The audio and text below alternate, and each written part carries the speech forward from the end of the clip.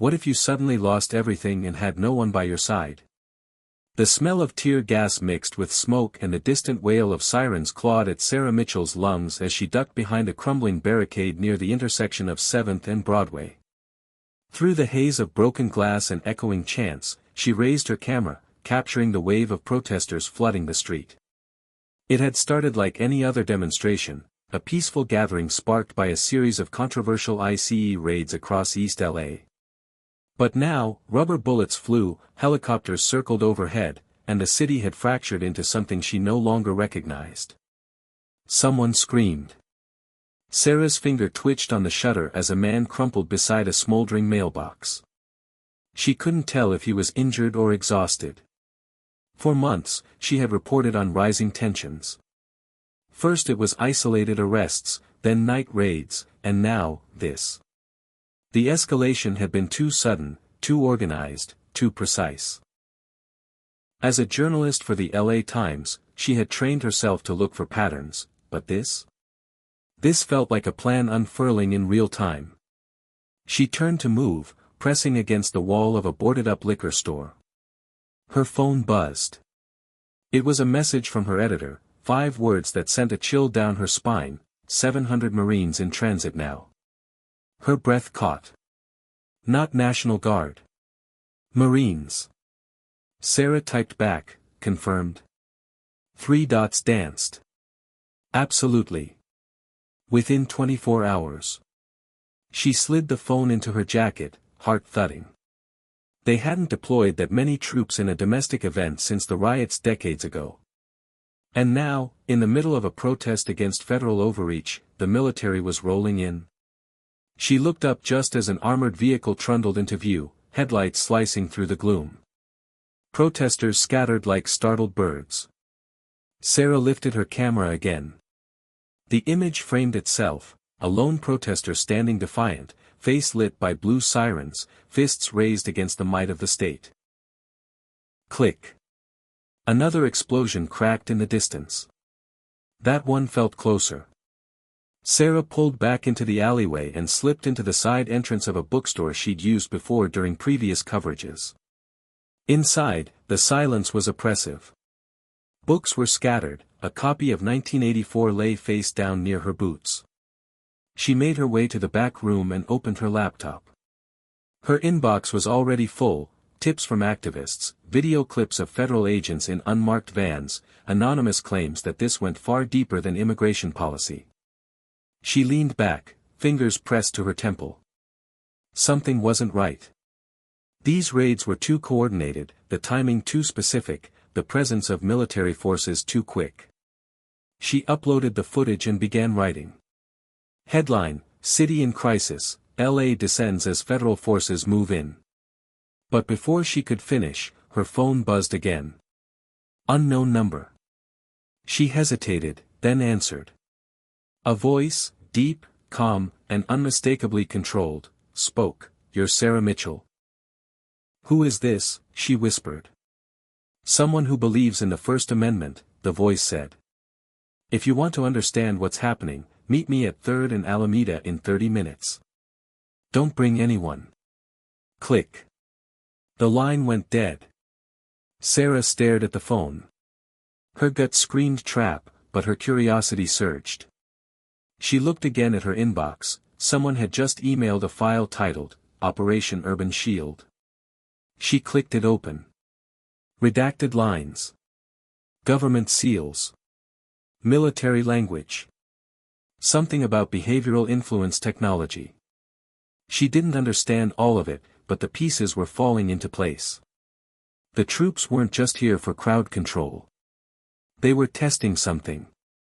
She glanced at the time, stuffed her camera and laptop into her bag, and slipped back into the street. "Hit subscribe and leave a comment with where you're watching from," she muttered aloud sarcastically, trying to lighten her own nerves as she passed burning debris. This story might just spark a new beginning.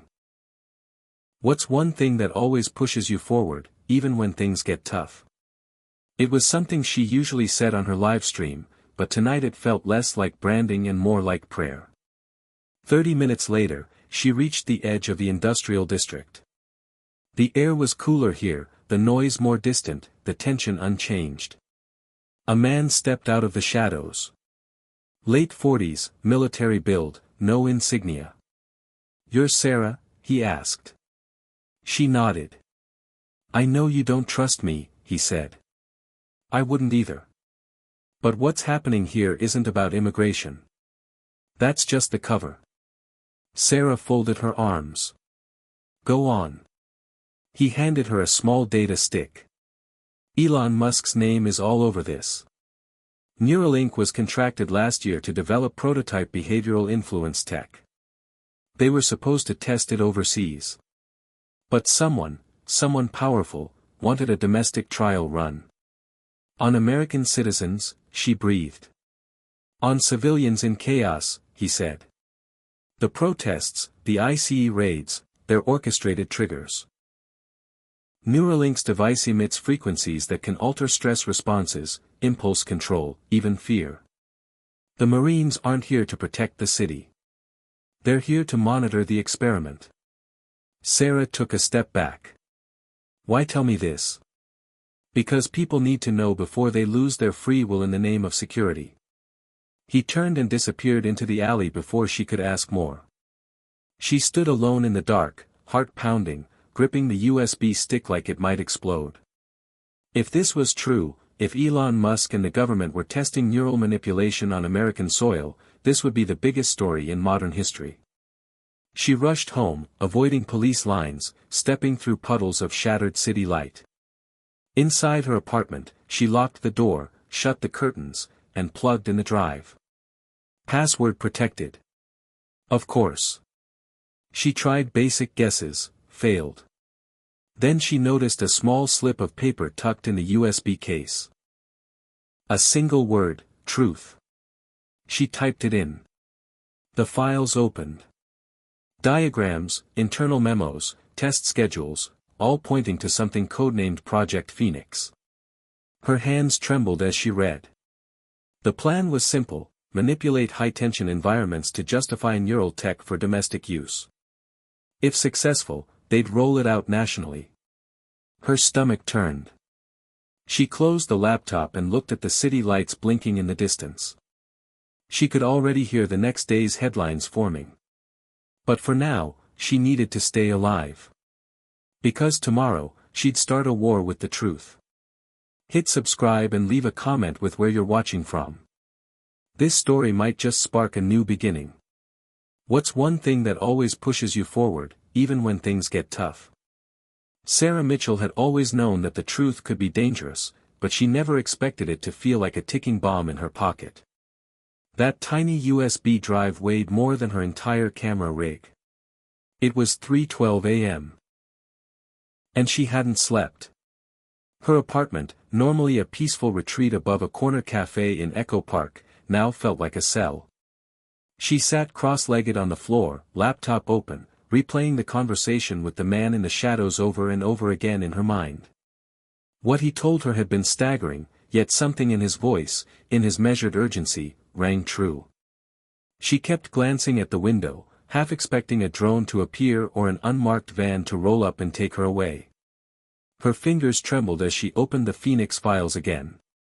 The documents weren't technical enough for her to fully comprehend everything, but one thing stood out: the dates. Testing was scheduled to begin in 3 days, except the riots had started that very morning. She scrolled to a memo from a Department of Homeland Security official approving emergency advancement of urban behavioral influence protocols under Duty Civil Emergency Clause 45.8. That was government speak for go ahead, no matter what the Constitution says. Sarah couldn't breathe. The thought that the chaos on the streets wasn't organic, that people were dying or being arrested just to create data points, it twisted her stomach into knots. But why now? And why LA? She sat back and stared at the ceiling. The answer was obvious the moment she thought it, because LA is the stage. The melting pot. The boiling point. A perfect simulation ground. Her memory drifted back to where it all started. Her childhood in Athens, Ohio, where the world moved slower, where her mother made coffee at sunrise and folded laundry with the news humming in the background. Sarah was 13 when her father died in a car accident. He had been a local sheriff, stern but fair, and his death shattered something in her. For years after, she wanted to hate law enforcement. Then, she wanted to become one. Finally, she chose to be what her father called the honest voice in the noise, a journalist. She studied political science at Northwestern, graduated top of her class, and moved to LA with 2 bags and a dream to uncover stories that mattered. She remembered the day she walked into the LA Times building for the first time. Everything smelled of ink and ambition. She met James Carter that afternoon, weathered, gray-haired, biting on a toothpick, and he took one look at her and muttered, "Another idealist. God help us." But he saw something in her. He pushed her harder than anyone. She hated him for it at first. Then she respected him. And then, somewhere in the years that followed, she realized she trusted him more than anyone else. Which made last night's revelation hurt even more. That James, her mentor, may have known about Phoenix. She replayed their last conversation. He had told her to stop digging. Said the story was too big, too wired, too high. He never said she was wrong, only that it would bury her. That was James. Protective. Cryptic. Compromised. She didn't want to believe it. But something about his warning now sounded more like a man trying to preserve what little integrity he had left. She closed her eyes. The sun would rise in 2 hours. And when it did, the city would erupt again. She needed help. Someone who could make sense of the technical files. Someone who wasn't afraid. She opened an encrypted chat she hadn't used in over a year. The username lit up green. She typed, "You still have access to Pentagon scrapers?" The reply came 30 seconds later. "Damn, Sarah. Wasn't expecting you. Still breathing, barely. What did you find?" She hesitated, then sent 3 screenshots. After a long pause, the reply came, "Holy hell. You need to move. They'll be on you in less than 12 hours. Sarah responded, "Can you decrypt these for me?" The next message gave her a name and address. "Go see Alan. Works at Caltech. Used to contract for DoD. Tell him Felix sent you. And ditch your phone." Sarah packed quickly. She grabbed an old Nikon film camera, not her digital. Wrote a note and hid the USB under a floorboard in case she didn't make it back. At 5:03 a.m., she was on the road, streets still wet from the fire trucks that had worked all night. She wore a hoodie, glasses, hair tied back. Just another tired citizen in a city running on fumes and fear. Alan lived in Pasadena. His house was tucked behind a bookstore, cluttered, smelled like solder and burnt coffee. He opened the door after 2 knocks, looked her over, and said, "You've got the look of someone who just saw the curtain pulled back." She handed him the drive. "Felix sent me." He grunted, let her in. Over the next 2 hours, she watched him work, terminal windows flashing, a machine that looked like a toaster crossbred with a hard drive humming quietly. She told him what she knew. He listened, said nothing, and worked. At 8:14 a.m., he turned to her and said, "This isn't just influence tech. This is behavioral override. This could rewrite crowd psychology in real time. It's like, God, it's like a remote control for collective fear." Sarah felt dizzy. "And Musk?" Alan nodded. "There are fingerprints here. Neuralink protocols. His handwriting on testing parameters. And, something else." He opened a file. It was a recording. Audio only. A voice, Elon Musk's voice, calm, clinical. "The Phoenix Initiative will serve as a proof of concept. If it works here, we'll have justification for integration across high-risk cities before year-end. Chaos creates clarity." Sarah sat back. Her fingers went numb. "What do I do?" she whispered. Alan closed the screen. You expose it. Or it becomes the future. By noon, Sarah was back in the city, the streets already thrumming with new unrest. She didn't go home. She went to James. He lived in a modest apartment near Griffith Park, always said the skyline kept him grounded. She knocked. He answered, and for a moment, she saw the man who once told her, the best stories don't make you popular. They make you dangerous. His eyes widened when he saw her. Sarah, Jesus, she stepped inside without asking. You knew. He didn't deny it. Just poured 2 cups of coffee. I tried to warn you. You think I like this? Watching the city burn while rich men play God. She stared him down. Why didn't you tell me? Because telling you would have meant losing you. He took a breath. They got to me. I didn't take money. I took silence. That was my mistake. She pulled out her phone and played the Musk audio. James closed his eyes. You're in it now. You publish that, you won't sleep again for years. But maybe that's the price. She stood. You're going to help me. He nodded once. Where do we start?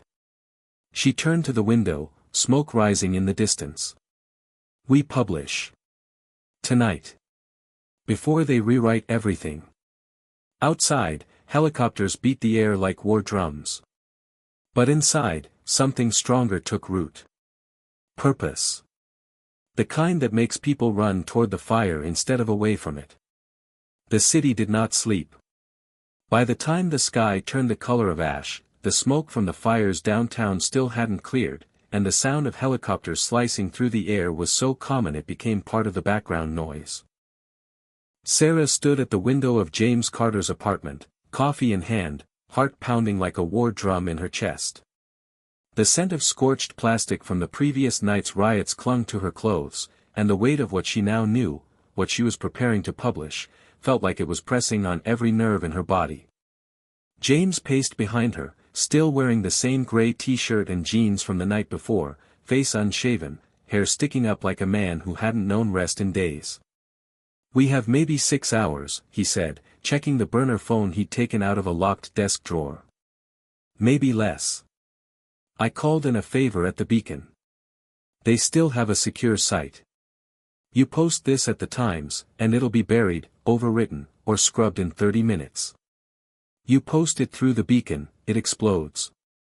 Sarah nodded without turning. What about you? James snorted. I'm already burned. The second your name goes up next to this, I'm done anyway. Might as well go down swinging.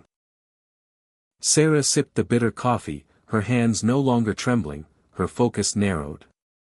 She thought of Alan, the Caltech engineer, who risked his freedom to decrypt the files, Felix, the mysterious hacker who somehow still had Pentagon access, and the man in the shadows who warned her first. Every person she'd crossed paths with in the last 48 hours had gambled everything so she could tell the truth. That truth now sat on a USB drive in her coat pocket, Project Phoenix, the classified initiative linking Neuralink, the Department of Defense, and an experimental program to suppress civil unrest through neural manipulation. At the center of it all was Elon Musk, his calm voice on the audio recording clear and chilling, chaos creates clarity. She heard those words over and over in her mind like a mantra from a dark religion. James sat at the table, booting up his old laptop, a device with no camera, no Wi-Fi, no Bluetooth, purely offline and paranoid. He inserted the drive and began extracting the data into segmented folders. You're going to lead with the audio, he said without looking up. The documents are important, but the voice, that's your headline. Elon Musk breaking his silence without knowing it. Sarah agreed. Do you think the Marines know? James looked up sharply. Some of them, maybe. But not all. That's what makes this so volatile. They're walking into this thinking they're restoring order. They're not soldiers. They're pawns in a neuroscience trial. Sarah's mind flashed back to the protester from the night before, the way his eyes seemed to glaze over right before the flashbang hit. She had watched him, moments earlier, shouting with conviction, only to stand there frozen as if something had hijacked his brain. What if it had? What if Neuralink's frequency tests had already begun? James slid a printout across the table. This is from one of the Phoenix test phases. Look, see the term biofeedback override and this stimulus synchronization protocol. That's tech speak for mind control. Sarah let the words sink in, nausea curling in her stomach. Her fingers hovered above the keyboard as she began to write. At approximately 2:37 a.m. on May 21, a source provided this journalist with evidence of a classified government program, codenamed Project Phoenix, utilizing experimental neural manipulation technology on American civilians during civil unrest in Los Angeles. She kept writing, hands moving faster with every sentence, her voice finding its rhythm, her purpose sharpening with every keystroke.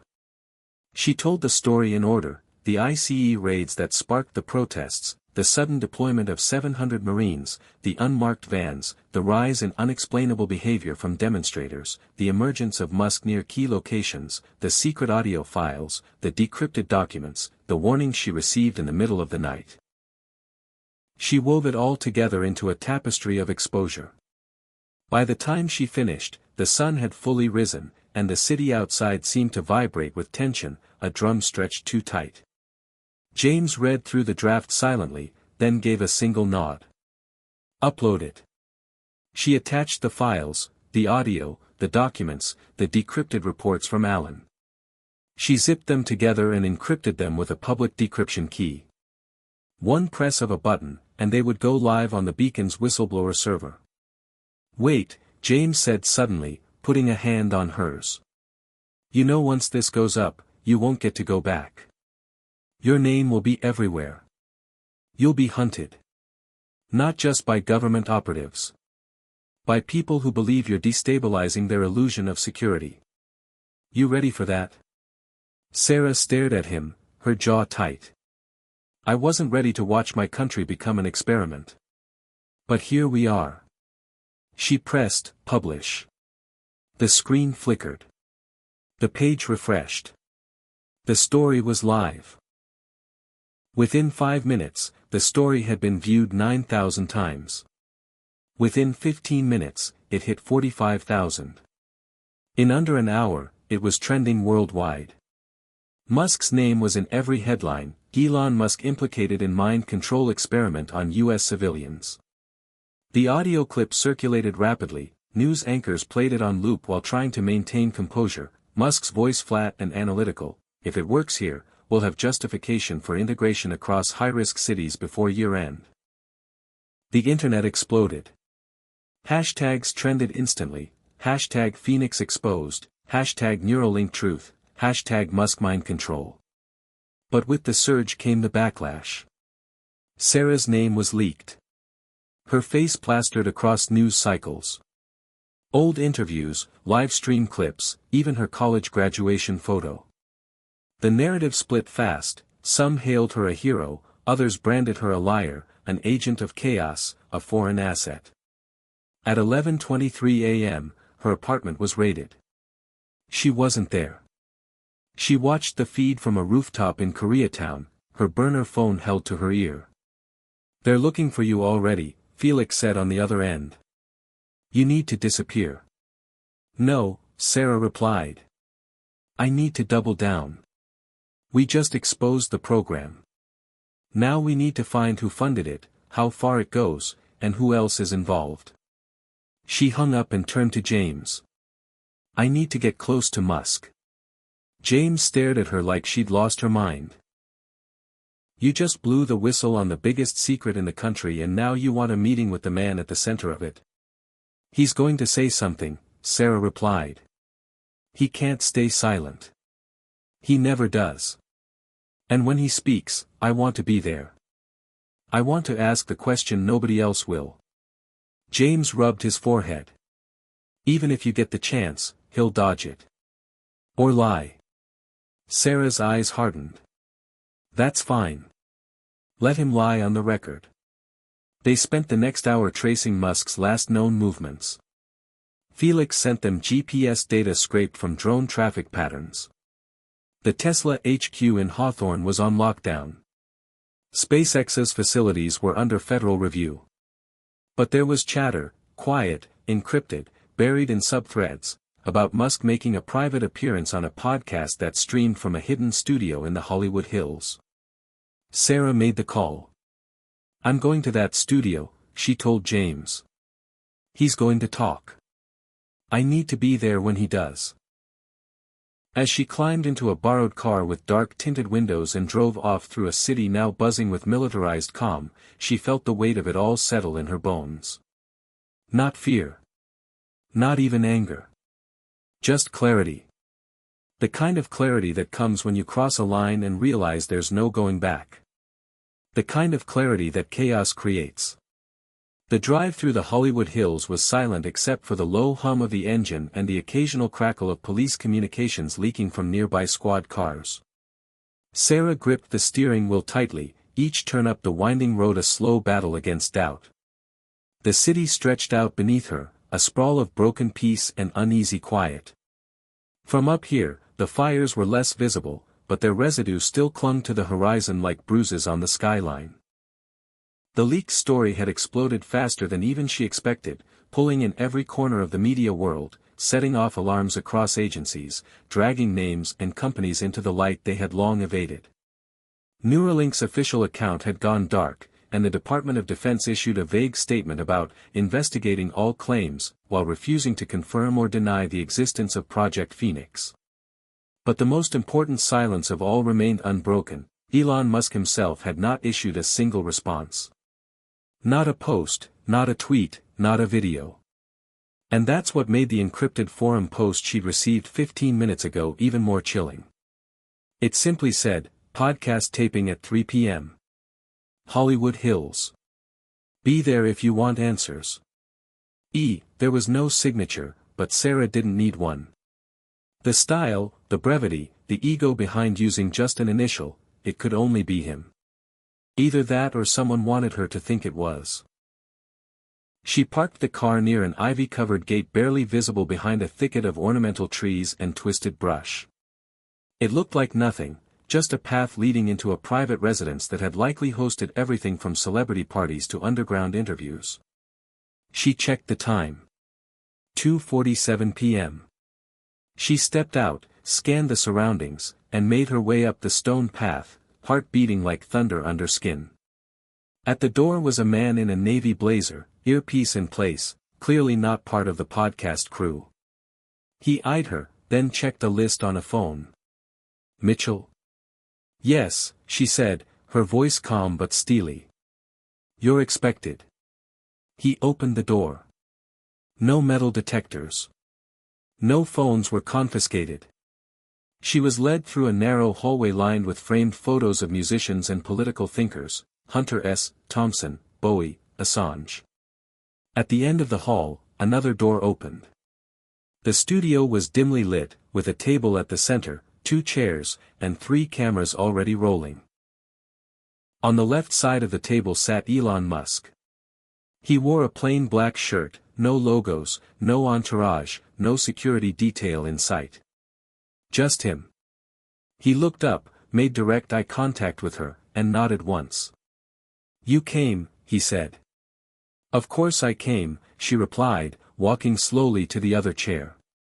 She placed her recorder on the table and hit record. Musk smirked. "Still using analog backups. Smart." "I'm not here to be flattered," Sarah said. "I'm here because the American public has a right to understand what you've done." Musk leaned forward, folding his hands in front of him. "What we've done, you mean? You think this kind of thing happens in a vacuum? You think I pushed a button and all this happened?" "No," Sarah said. "But I think you were the first to say yes when someone suggested testing neural frequency manipulation on real people." Musk didn't respond immediately. He looked down at the table, then back at her. "Do you know what I've spent the last 20 years trying to do? Chips to heal broken bodies. And when the government came to me and said, We want to stop riots before they start, using non-lethal, non-invasive behavioral influence, I said, show me the science. And they did. And it was good science.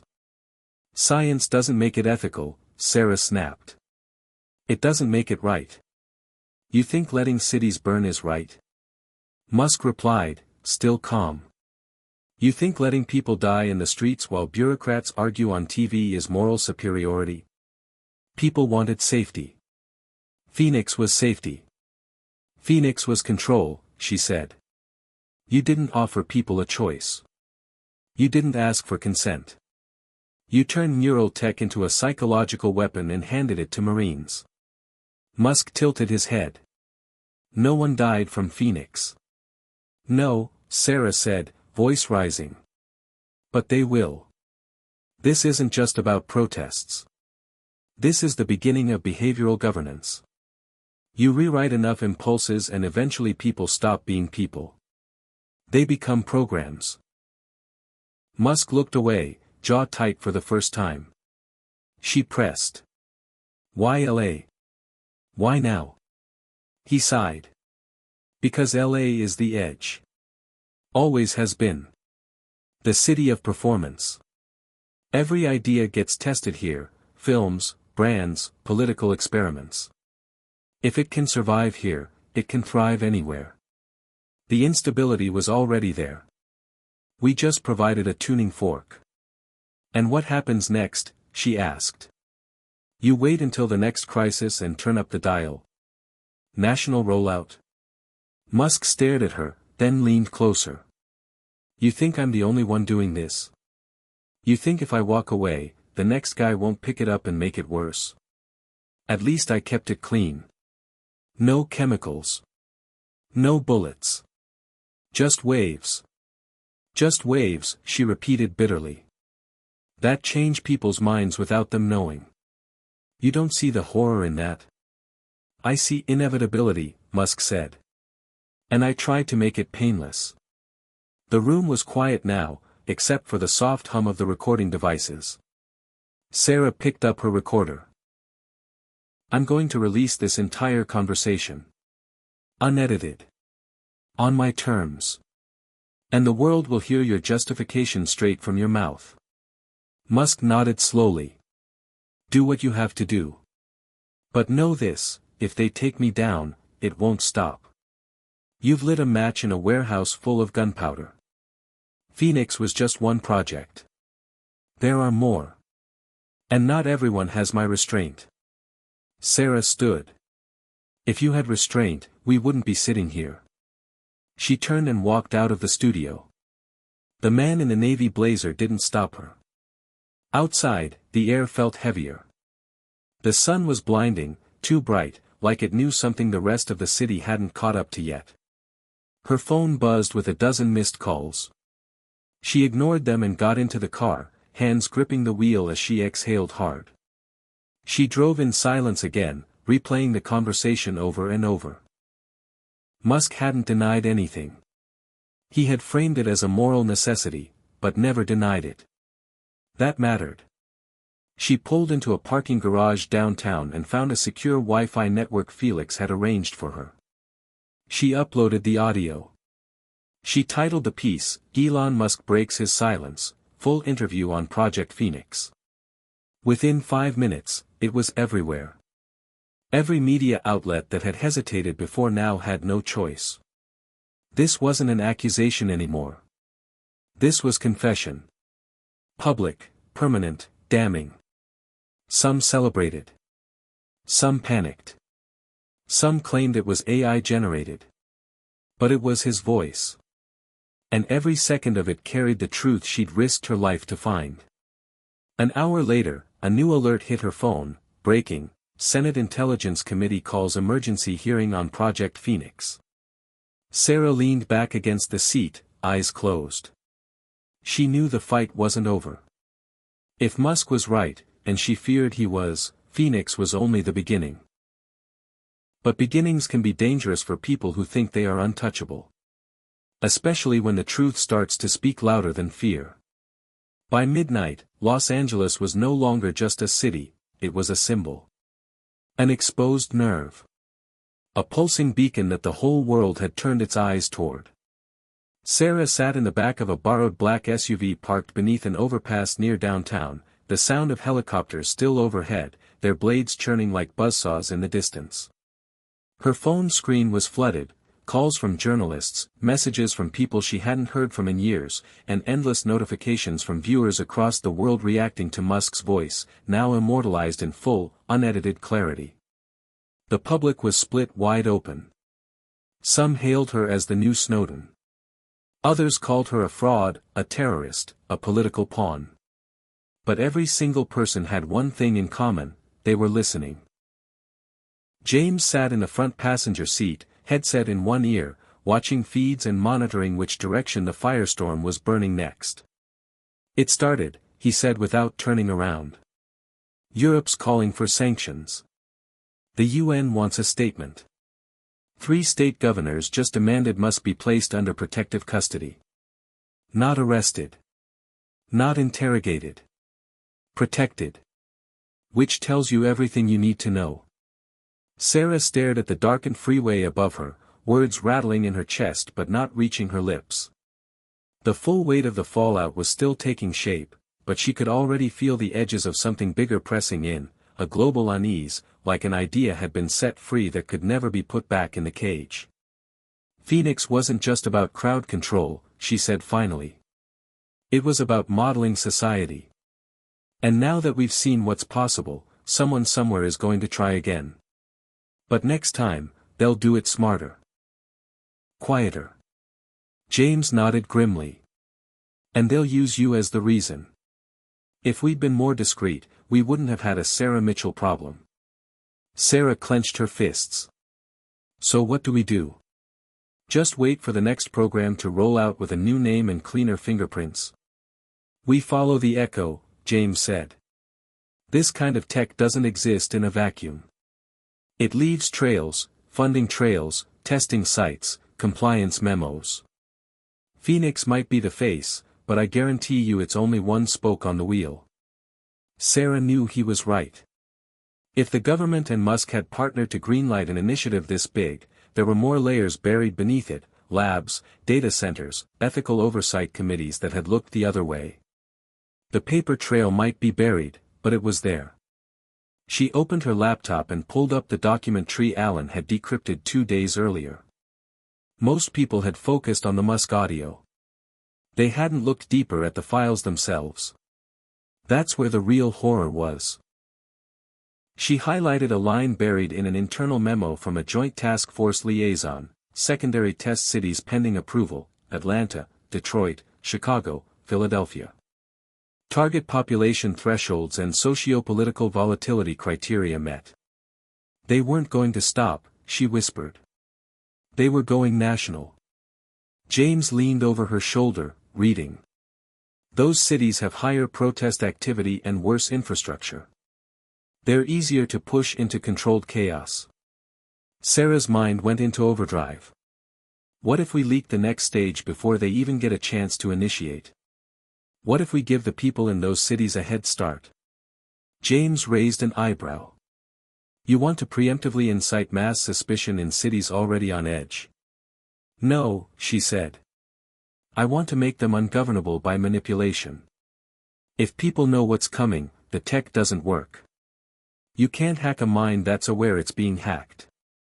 James chuckled darkly. "That might be the most dangerous idea you've had yet." "Then it's probably the right one," she said. They used Felix's secure drop to upload a second batch of documents, carefully organized by city, date, and risk level. They titled it, "The Next Cities, Project Phoenix Expansion Plan." And again, it went viral. But this time, it wasn't just headlines. It was movements. In Atlanta, a crowd of 2,000 formed within hours in front of a DHS facility, chanting, "No Phoenix. No control." In Chicago, activists plastered digital billboards with messages warning of neural manipulation. Civil rights lawyers filed emergency injunctions in multiple jurisdictions. And in LA, the protests intensified, not out of fear, but out of unity. People marched not just against government overreach, but against being used as test subjects. Sarah watched the footage from the car, tears threatening to form but never quite falling. For once, people weren't fighting each other. They were fighting back, together. Her phone rang again. This time it was Alan. "I don't have long," he said quickly. "They're shutting down research access. Scrubbing everything. But I found something. Phoenix wasn't the first. It was version 3. Sarah blinked. "What do you mean?" "There were 2 earlier iterations. Version 1 was behavioral influence through online content targeting, discontinued in 2021 after it caused unintended political polarization. Version 2 was acoustic field testing, low-frequency dispersal zones used during protests. But version 3, Phoenix, that's when they got Musk involved. That's when it moved from influence to override." "How do you know this?" "Because I worked on version 2, Alan admitted. Before I knew what they were really doing. They just called it crowd safety research. I walked away when they asked me to test it on school assemblies." Sarah's stomach turned. "Do you have proof?" "Not all of it," Alan said. "But I kept one thing, an internal pitch deck, slides used in briefings with private sector partners. If you leak this, it proves they were laying groundwork before Phoenix even got greenlit." "Send it," she said. "And stay hidden." As the new batch of files landed in her inbox, Sarah began to realize that the real threat wasn't Phoenix itself, it was the mindset behind it. A belief shared by the most powerful people on Earth that stability was more important than freedom, that outcomes mattered more than consent. The documents confirmed what she feared. The partnerships went far beyond Neuralink. Multiple firms were named in the early slides, companies focused on advertising algorithms, public safety AI, predictive crime tech. This wasn't a rogue experiment. It was an ecosystem. And Phoenix was simply the moment it came out of the shadows. James looked over her shoulder again. "We need to go wider." "Wider?" "International," he said. "There's no way the US was the only country testing this. If we follow the patents, follow the research citations, we'll find other hands in this. Let's finish exposing Phoenix first," Sarah said. "Then we go global." But just as she hit upload on the new files, her phone buzzed with a message that made her freeze. It was a video clip. Musk. Standing alone in a dimly lit room, speaking directly to the camera. "You're watching this because you believe something has gone wrong. You believe your mind has been tampered with, your thoughts nudged. But ask yourself, what part of your identity is truly yours? What part wasn't shaped by media, by parents, by fear, by stories you heard in school? Project Phoenix didn't change what you are. It showed you what you've always been, susceptible. Programmable. The only question now is, do you want to remain that way, or do you want to take control? That's why I'm here. And I'm not going anywhere." The video cut off. Sarah stared at the screen, heart pounding. James swore under his breath. That wasn't a defense. That was a manifesto. "He's not backing down," Sarah said. "He's pivoting. Trying to make this about philosophy, not abuse. If he reframes Phoenix as a mirror instead of a weapon, he'll keep his followers." James looked at her. "Then you better be ready to fight him on that stage. Because this just became a war of ideas." Sarah nodded slowly. "Then let's make sure the truth keeps getting louder than the noise." By dawn, it was clear that the walls were closing in. The upload Sarah had posted hours earlier, Alan's briefing deck revealing Phoenix as version 3 in a broader system of cognitive experiments, had triggered more than just public outrage. It had drawn the attention of the very machine she was trying to expose. Power outages had begun in several key areas across downtown LA and parts of Oakland, hitting servers, public infrastructure, and most noticeably, independent media outlets. A journalist at the Beacon texted her just after 5:10 a.m., our site's been pulled from every major CDN. They're trying to erase the uploads. We've lost our backups. What else have you got? Sarah stared at the message in disbelief. Content distribution networks didn't just go offline. They were being selectively wiped. A digital erasure, surgical and fast. The kind of thing only massive cloud providers or military-grade cyber teams could pull off. They're killing the signal, James said beside her, holding up a second phone showing a server status dashboard.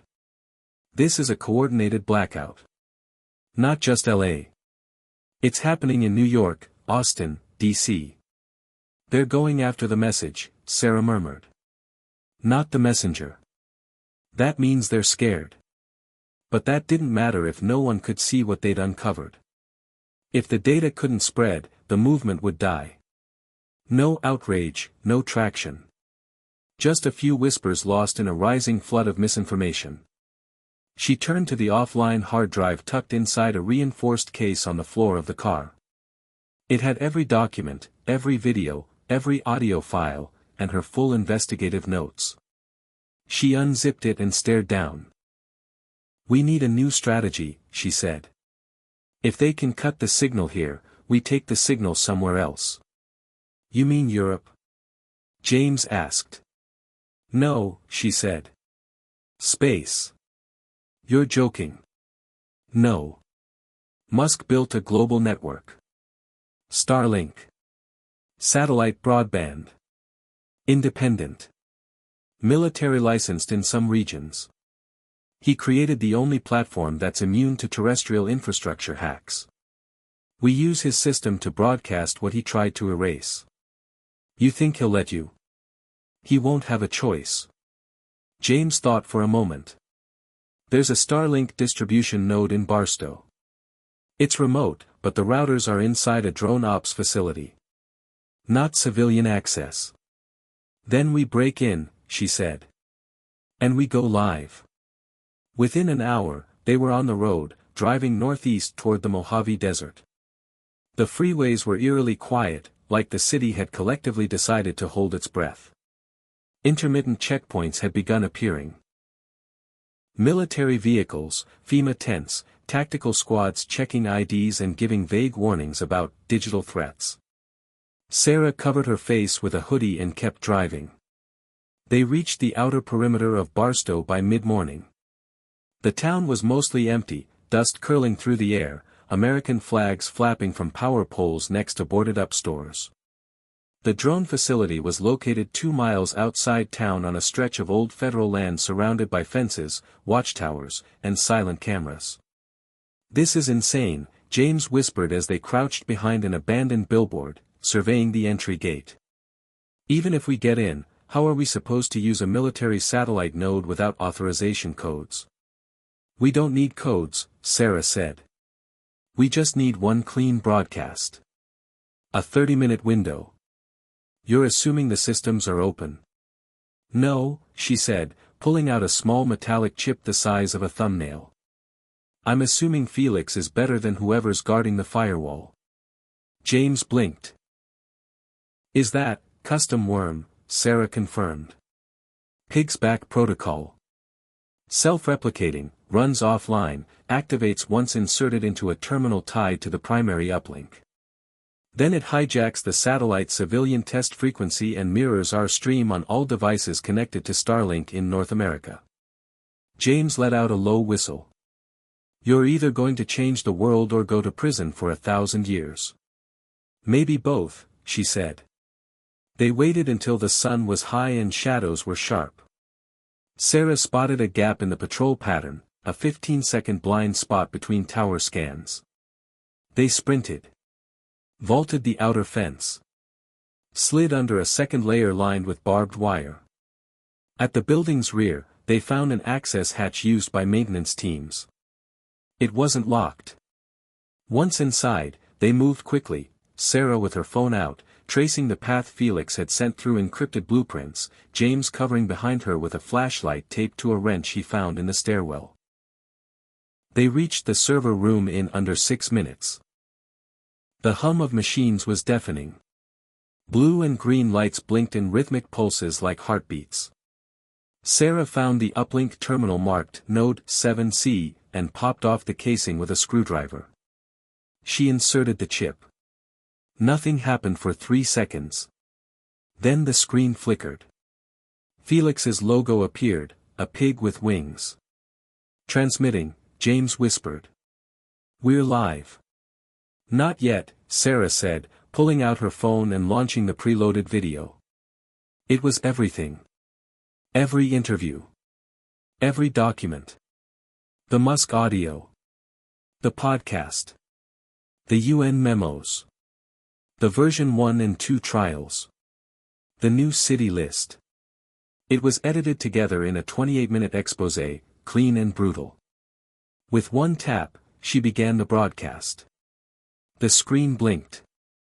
A message appeared, now streaming across Starlink civilian bandwidth. Estimated reach, 42.6 million connections. Estimated duration, 29 minutes. James looked stunned. It worked. Now we run. They didn't wait. Within 60 seconds, the building alarms blared. The facility had detected unauthorized access. As they sprinted out a side door and through the desert scrub, Sarah heard the distant thump of helicopters in pursuit. But she didn't care. Because the world was watching. The stream hit instantly. In homes, schools, tablets, trucks. On smart TVs and VR headsets and forgotten laptops left idle in kitchens. There was no branding. No source. Just the truth. Played straight. Undeniable. And people saw it. In Montana, a veteran watched it in silence, gripping his service medal. In Brazil, a protester with a bandaged eye stopped mid-march and stared, tears falling. In Finland, a former Neuralink engineer resigned live on air. The effect was immediate and global. And it hit harder than anyone expected. At the Pentagon, officials scrambled to issue counter-statements. In Silicon Valley, stocks for biotech and neural firms plummeted. At the UN, emergency sessions convened to discuss technological consent and global regulations. But more importantly, average people started to act. Cities set up emergency councils. Tech unions walked out. Police departments paused use of predictive crime software. And in LA, protesters carried signs that said, "We are not your program." Sarah and James made it to a safe house outside Joshua Tree, heart still racing, lungs burning. Inside the small wooden cabin, Sarah collapsed onto the floor, laughing breathlessly. "We did it," she said. "We didn't just leak the truth. We forced them to listen." James looked out the window at the vast desert sky. "Yeah," he said softly. "But they're not done." Sarah knew that too. They had won a battle. But the war, against control, against silence, against the erasure of choice, was far from over. And as long as the signal could be cut, the only option left was to become the signal. They were awake for 32 hours straight before they finally passed out. The safe house outside Joshua Tree was small, the walls paper-thin and the windows dusty, but it offered what nothing in LA could anymore, quiet. Sarah's mind, however, was anything but. Even in sleep, she twitched, heart racing, dreaming of blank screens and voices whispering through static. The broadcast had worked, more than she expected, faster than anyone was ready for. By the time she awoke, sometime near dusk, her phone had overloaded with messages. Felix sent 3 encrypted texts, Node 7C compromised but extraction clean. Starlink facing federal override request. Broadcast viral. You broke the system. Another from Alan, emergency whistleblower summit happening in Iceland. You're being invited as keynote. They want to talk about cognitive sovereignty. This thing just went international. And then, a final one she hadn't expected. From an anonymous source, traced back to someone deep within the Defense Advanced Research Projects Agency, he's moving again. Phoenix was never meant to survive. But it was meant to distract. Project Eclipse is already underway. You need to see the files. Sarah blinked at the last message, heart instantly shifting from elation to unease. Project Eclipse. She hadn't heard that name before. It wasn't in the Phoenix documents. It wasn't in Alan's archives. It hadn't come up once during her hours of interviews, decryptions, or research. It was something else. Something hidden deeper. She stood up slowly, brushing dust from her jeans, and stepped outside into the orange-pink haze of desert twilight.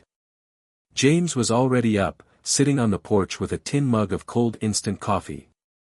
He looked at her, eyes bloodshot but alert. "You see it?" he asked. "Eclipse." She nodded. "What do you think it is?" "A continuation," he said. "Maybe not neural. Maybe something worse." "Can it be worse?" "If it's invisible, yes."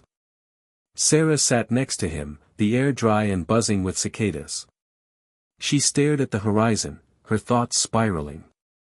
"I thought Phoenix was the monster. But maybe it was just a mask." James looked down. "You ready to go deeper?" "Always," she said, but her voice trembled slightly.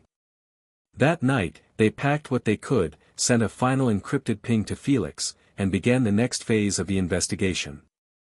The anonymous source, who went by the name Spectre, sent a digital key through a dark web dead drop. It unlocked a vault of files hosted on a satellite-based torrent network, nearly 2 terabytes of documentation labeled under DARPA's black budget. The files weren't marked Phoenix. They were marked Eclipse. And what they revealed chilled Sarah more than anything she'd uncovered before. Project Eclipse was, on the surface, a non-invasive behavioral resilience optimization initiative. The public explanation, if it ever leaked, would be benign: mental wellness monitoring, personalized cognitive performance enhancements, resilience boosting for troops and civilians alike. But the technical specs revealed a darker truth: Eclipse was not about neural waves or frequencies. It was about light. Light patterns. Specifically, high-speed pulsed light emitted through common consumer devices, smartphones, tablets, street lamps, even billboards. The light was modulated just beyond human perception, using frequencies capable of interacting subtly with the brain's pineal gland, potentially affecting emotional responses, decision-making impulses, even sleep cycles. A footnote in the project's Phase 2 report outlined early tests in high-stress environments. Soldiers exposed to eclipse-modulated lighting showed a 43% increase in obedience under stress and a 61% decrease in empathy-based hesitation. In plain English, it made people more compliant, less resistant, and less human. Sarah stared at the screen for a long time, bile rising in her throat. This wasn't science fiction. It was science, twisted, weaponized, and hidden behind jargon and academic references. "They moved past the mind," she whispered. "They're targeting the soul." "How widespread is it?" James asked, already scrolling through the infrastructure documents. Sarah clicked through installation logs. Field testing began 12 months ago. Locations include federal buildings, some public transport hubs, and, she stopped. "Oh no." "What?" "Lax. They've been testing this at the airport." James leaned in. "People going in and out every day, exposed for just long enough to affect mood, memory, short-term responses. No one would notice. Until it's everywhere," she said. "Until it's in every phone update, every bus stop, every LED light in your home. You think you're tired or irritable or unusually calm, and you don't even realize it's not you anymore." James's hands were shaking. If Phoenix was the prototype, this is the deployment. Sarah's mind raced. "We need to expose this. Now. Before they flip the switch." "But how?" "Same way we did before," she said. "Only this time, we do it in person." They booked emergency flights under aliases, routing through international layovers to delay detection. The destination, Reykjavik, Iceland, home of the Global Summit on Cognitive Rights. It had started as a fringe gathering of ethics professors and neural engineers. But after Sarah's Phoenix broadcast, the world's most urgent thinkers had converged there to ask one question: how do you stop the weaponization of the human mind? They landed in darkness. Snow flurried lightly around the tarmac. The air was cleaner, the sky strangely peaceful. It felt like a different planet. At the summit venue, an old converted opera house, Sarah was ushered through security and into a long hall lined with flags from nations that hadn't spoken to each other in decades. In the main auditorium, the energy was palpable. Delegates from 41 countries. No one wore suits. Most were young. Most were angry. And when Sarah took the stage, she wasn't just a journalist anymore. She was a messenger. She stepped up to the mic, pulled up a screen, and began to speak. "What you're about to see," she said, voice clear but heavy, "is not a conspiracy theory. It's not a science fiction thriller. It's not speculation. It's documentation. It's video. It's receipts. And it's proof that we are being changed, quietly, systematically, by people who believe control is more important than consent." She walked them through Phoenix. Through Eclipse. Through the documents, the tech specs, the test locations. And then, she showed the soldier data, the part no one had seen yet. Bodycam footage. Real-world field trials. Eclipse lighting deployed in real riots, in real towns. The audience gasped. Someone wept. When she finished, the room was silent. Then someone began to clap. And then another. And then the whole room. Not because the truth felt good, but because it had finally been spoken out loud. That night, the summit released a unified declaration: any use of behavior-modifying technology without consent constituted a crime against cognitive liberty. 10 countries ratified the statement immediately. More were expected. Sarah sat alone backstage afterward, staring at her hands. "You okay?" James asked gently. "I don't know," she admitted. "We exposed it. But now what? They're going to come after us. Not just with lawsuits. With silence. They'll try to make us vanish. Then we keep speaking," James said. "We become louder than their silence." She nodded slowly. She knew the cost. They might never go home again. They might never be safe. But they had set something in motion that could not be stopped. The truth had taken root. And for the first time in a long time, Sarah Mitchell felt hope. The world was watching. The summit in Reykjavik had cracked open a door no one thought possible. But behind the scenes, a storm was gathering. Sarah and James barely had time to process the moment when the next shockwave hit: the silence from Elon Musk, the enigmatic billionaire who had long avoided the public spotlight on Phoenix and its offshoots. When the broadcast went viral on the Starlink network, the internet had exploded with speculation. Was Musk a villain? A whistleblower? A victim? A mastermind? Rumors flooded social media, with hashtags like #MuskTruth and #PhoenixExposed trending worldwide. But for days, no official word came. It was as if the man who put the whole system in motion had vanished from the map. Until the unthinkable happened. Sarah's phone buzzed with an encrypted message from an unknown number. She opened it, expecting another threat, but instead, there was a single, brief video clip. Elon Musk appeared on a grainy live stream, his face tired but resolute. The setting was stark, no flashy backdrop, just a bare room, a single desk, and a dim lamp. "Hello, everyone," he said, voice low but clear. "I've been silent for too long. It's time I spoke." Sarah's heart pounded. This was it, the man himself breaking his silence. The clip lasted 4 minutes, and Musk's words were equal parts confession, explanation, and warning. He admitted to his involvement in early-stage Phoenix development, but insisted his intentions had been different. The goal was never control, Musk said. It was evolution. To accelerate human potential, to safeguard civilization from chaos and unpredictability. But somewhere along the way, it went wrong. The technology was weaponized by people I no longer recognize. He spoke of regrets, the moral dilemma of invention, and the dangerous power of unchecked ambition. Then came the bombshell. Musk confirmed the existence of Project Eclipse and warned that it was moving toward deployment on a scale never before seen. They are not just trying to influence thoughts, he said. They want to rewrite what it means to be free. The clip ended with a call to action. Musk urged the public to demand transparency, accountability, and the right to cognitive self-determination. This is the fight for the soul of humanity, he said.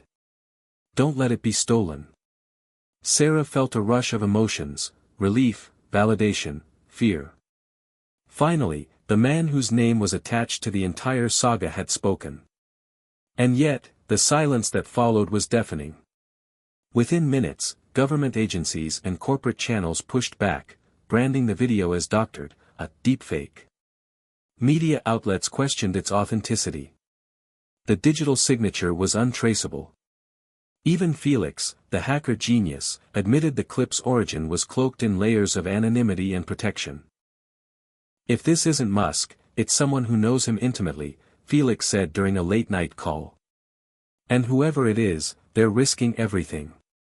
Sarah decided to release the video through every available channel, overriding the blackout attempts again with Felix's help. The message was simple: trust the words, not the labels. Public reaction was immediate and explosive. Millions shared the video, fueling protests and debates across every continent. Governments were forced to respond. In Washington, emergency sessions convened, with military leaders quietly authorizing further deployments. The message was clear: the threat was now deemed national security. Back in Los Angeles, the atmosphere was tense. The 700 Marines already deployed to maintain order were doubling down their presence. Checkpoints grew, curfews tightened. The city felt like a powder keg. Sarah and James returned under heavy cover, knowing they were marked persons. Despite the danger, they organized underground forums, connecting activists, whistleblowers, and concerned citizens through encrypted Starlink channels. They shared updates, strategies, and stories of resistance. And then, the unexpected happened. Elon Musk himself reached out through a secured, direct message to Sarah. "Meet me at the old SpaceX launch site," the message read. "Midnight. Trust no one." The location was a forgotten relic on the outskirts of the city, surrounded by barbed wire and silent launch pads. Sarah arrived alone, heart hammering, dusk fading into night. A black SUV waited nearby. Musk emerged, looking gaunt but alive. "I'm glad you came," he said quietly. "We don't have much time." Inside the vehicle, Musk revealed the real reason for his silence: threats against his life, infiltration of his companies by unknown actors, and a mounting conspiracy aiming to escalate control beyond anything humanity had seen. He showed Sarah classified blueprints for a device called the Prism, an advanced sensor array designed to detect and disrupt eclipse signals at a molecular level. "If we can get this to the right hands, we can stop the deployment," Musk said. "But it requires a team. People who believe in freedom, who aren't afraid to act." Sarah realized the stakes had grown exponentially. This wasn't just about leaking documents or exposing truth anymore. It was about an active battle to reclaim autonomy itself. Musk handed her a data drive, its contents encrypted beyond conventional standards. "You're going to need this," he said. "And James." As she stepped back into the night, Sarah felt the weight of 1,000 futures pressing on her shoulders. The fight was far from over. But with Musk's voice breaking the silence, the battle had a new chance. The question was, would they be ready for what came next?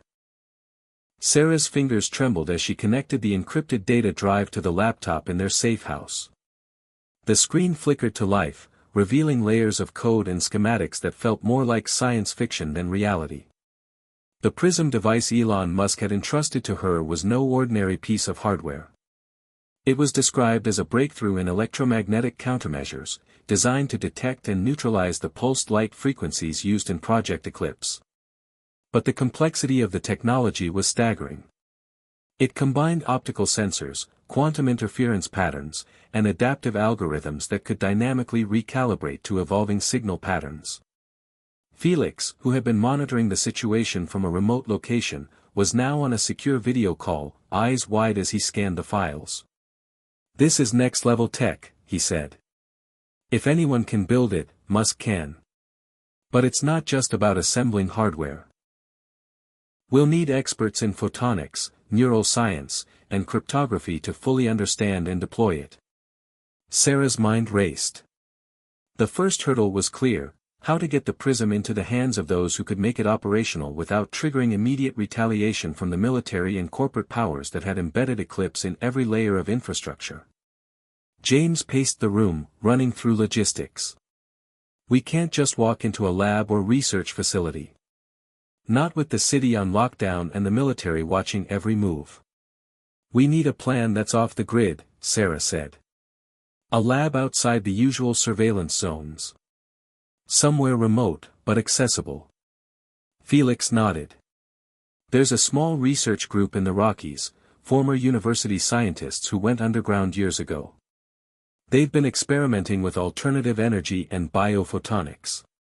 If anyone has the knowledge and the secrecy, it's them." The decision was made.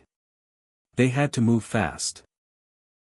Sarah packed essentials and secured multiple communication devices. She and James prepared to leave LA under the cover of night. The weight of the data drive felt like a ticking bomb in her pocket. Outside, the city was a ghost town, lit only by sporadic street lamps and the occasional glow from military outposts. The 700 Marines deployed earlier had grown to nearly double, with armored vehicles patrolling the streets. Curfews were strictly enforced, and checkpoints demanded biometric scans. A wrong move could mean detention, or worse. At the airport, they slipped past security using forged identities and diverted flights. The destination, a remote airstrip near the Rocky Mountains. From there, a rough trail led to a hidden cabin outfitted with solar panels and makeshift laboratories. The scientists welcomed them cautiously but with hope in their eyes. Dr. Evelyn Park, a physicist specializing in quantum optics, led the team. "We've heard whispers of Eclipse," she said quietly. "The idea that your minds are being manipulated without consent. It's horrifying. But PRISM could be our shield." Days turned into nights as the team worked tirelessly, assembling components, running simulations, and debugging code. The cabin was filled with the hum of generators and the glow of monitors. Sarah watched as James coordinated with Felix remotely, trying to maintain a secure connection despite repeated cyber attacks targeting their networks. The world outside felt like it was unraveling, but inside this isolated cabin, they fought to build a weapon against an invisible war. One evening, Sarah stepped outside to clear her head. The stars stretched overhead, sharp and clear in the mountain air. Yet even here, she felt the shadows creeping closer. The deployment of Eclipse was accelerating, and the military's grip on LA was tightening. Back inside, Dr. Park brought bad news. "The PRISM's detection range is limited," she explained. "It's effective in small areas. Rooms, vehicles, or immediate surroundings, but not citywide. To protect the population, we'd need dozens or hundreds of devices deployed in a coordinated network." "So it's a start," Sarah said, determination hardening her voice. "But the battle isn't won yet." The next challenge was communication. How to spread the technology and knowledge without exposing everyone involved. Felix suggested an open-source approach, publishing the PRISM schematics online under pseudonyms, encouraging makers, hackers, and engineers worldwide to replicate and distribute the devices. Decentralization is our best defense, he said. If we rely on a single source, they'll target it. But if hundreds of people have the designs, they can't shut us down. Sarah agreed. They prepared a secure upload to the dark web, encrypting the files and accompanying them with instructions and warnings. Before releasing it, however, Musk's message came again, this time more urgent. "They're on to us," his voice crackled through a secure line. "The military is mobilizing a special unit to capture the Prism technology. They want to bury it before it becomes a threat." Sarah's pulse quickened. "What can we do?" "Get it out fast. And keep moving. They'll hit the cabin within days." The race against time was real. The team worked frantically to duplicate the devices and prepare distribution kits.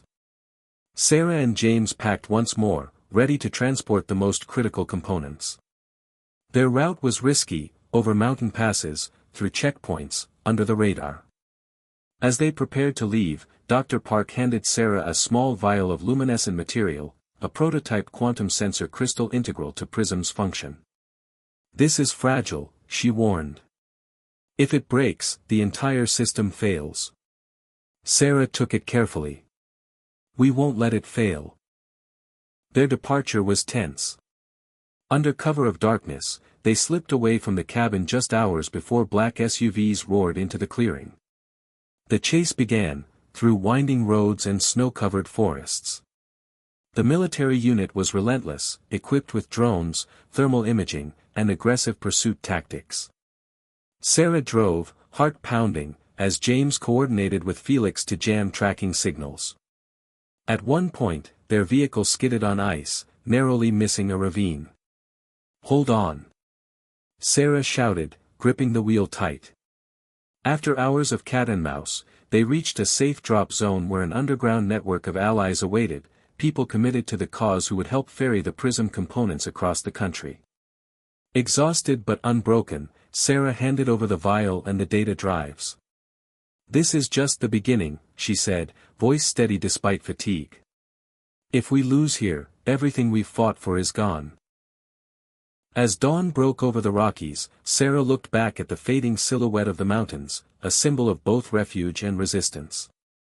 The Prism was no miracle cure, it was a weapon in an escalating war for minds and freedom. But it was hope. And for now, that was enough. Hit subscribe and leave a comment with where you're watching from.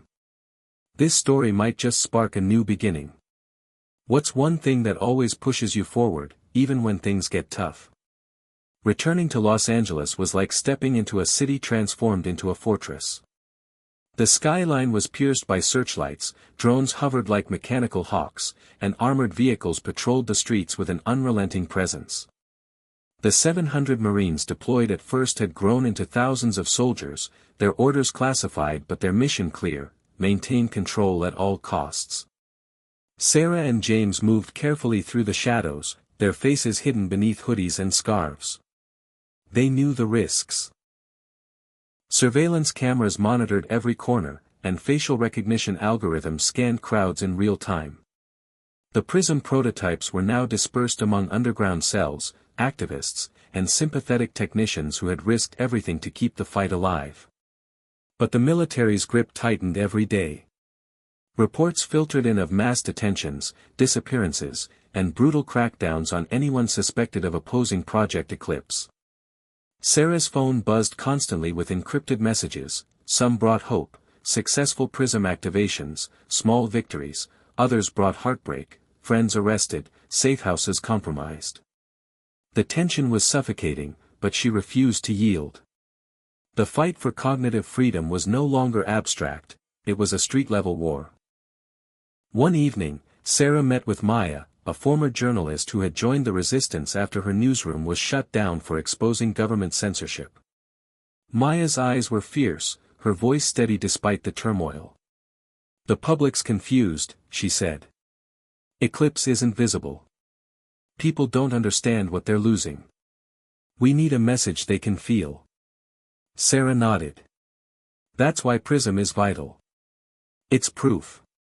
But we have to get it to the right people, the ones who can spread the word, rally support, and keep the spark alive. Their plan was risky, a public demonstration inside the heart of LA, using PRISM devices to disable Eclipse signals for a brief window, allowing a live broadcast exposing the truth on every available platform. It was a Hail Mary move. If it succeeded, it could ignite a revolution; if it failed, it could mean total shutdown and capture. On the night of the demonstration, the city was eerily quiet. The streets had emptied under curfew, the only sounds the distant hum of drones and the occasional patrol. Sarah and James, along with a small team, navigated through underground tunnels and abandoned buildings to reach their staging point, a once iconic broadcast tower now dormant. Setting up the PRISM devices was a delicate operation. The crystals had to be precisely aligned and synchronized to disrupt the pulsed light frequencies without damaging the infrastructure. Sweat dripped down Sarah's brow as she calibrated the final unit. The countdown began. As the clock struck midnight, they activated the PRISM network. For the first time in months, the oppressive haze lifted. Screens across the city flickered, then lit up with Sarah's live feed. Her voice rang out, clear and defiant. "This is not a drill. You are being manipulated. Project Eclipse is controlling your thoughts, your emotions, your very perception of reality. But there is a way to fight back. This is the PRISM protocol." The broadcast was interrupted repeatedly by military attempts to jam the signal, but the PRISM's disruption kept Eclipse's influence at bay just long enough for millions to hear the message.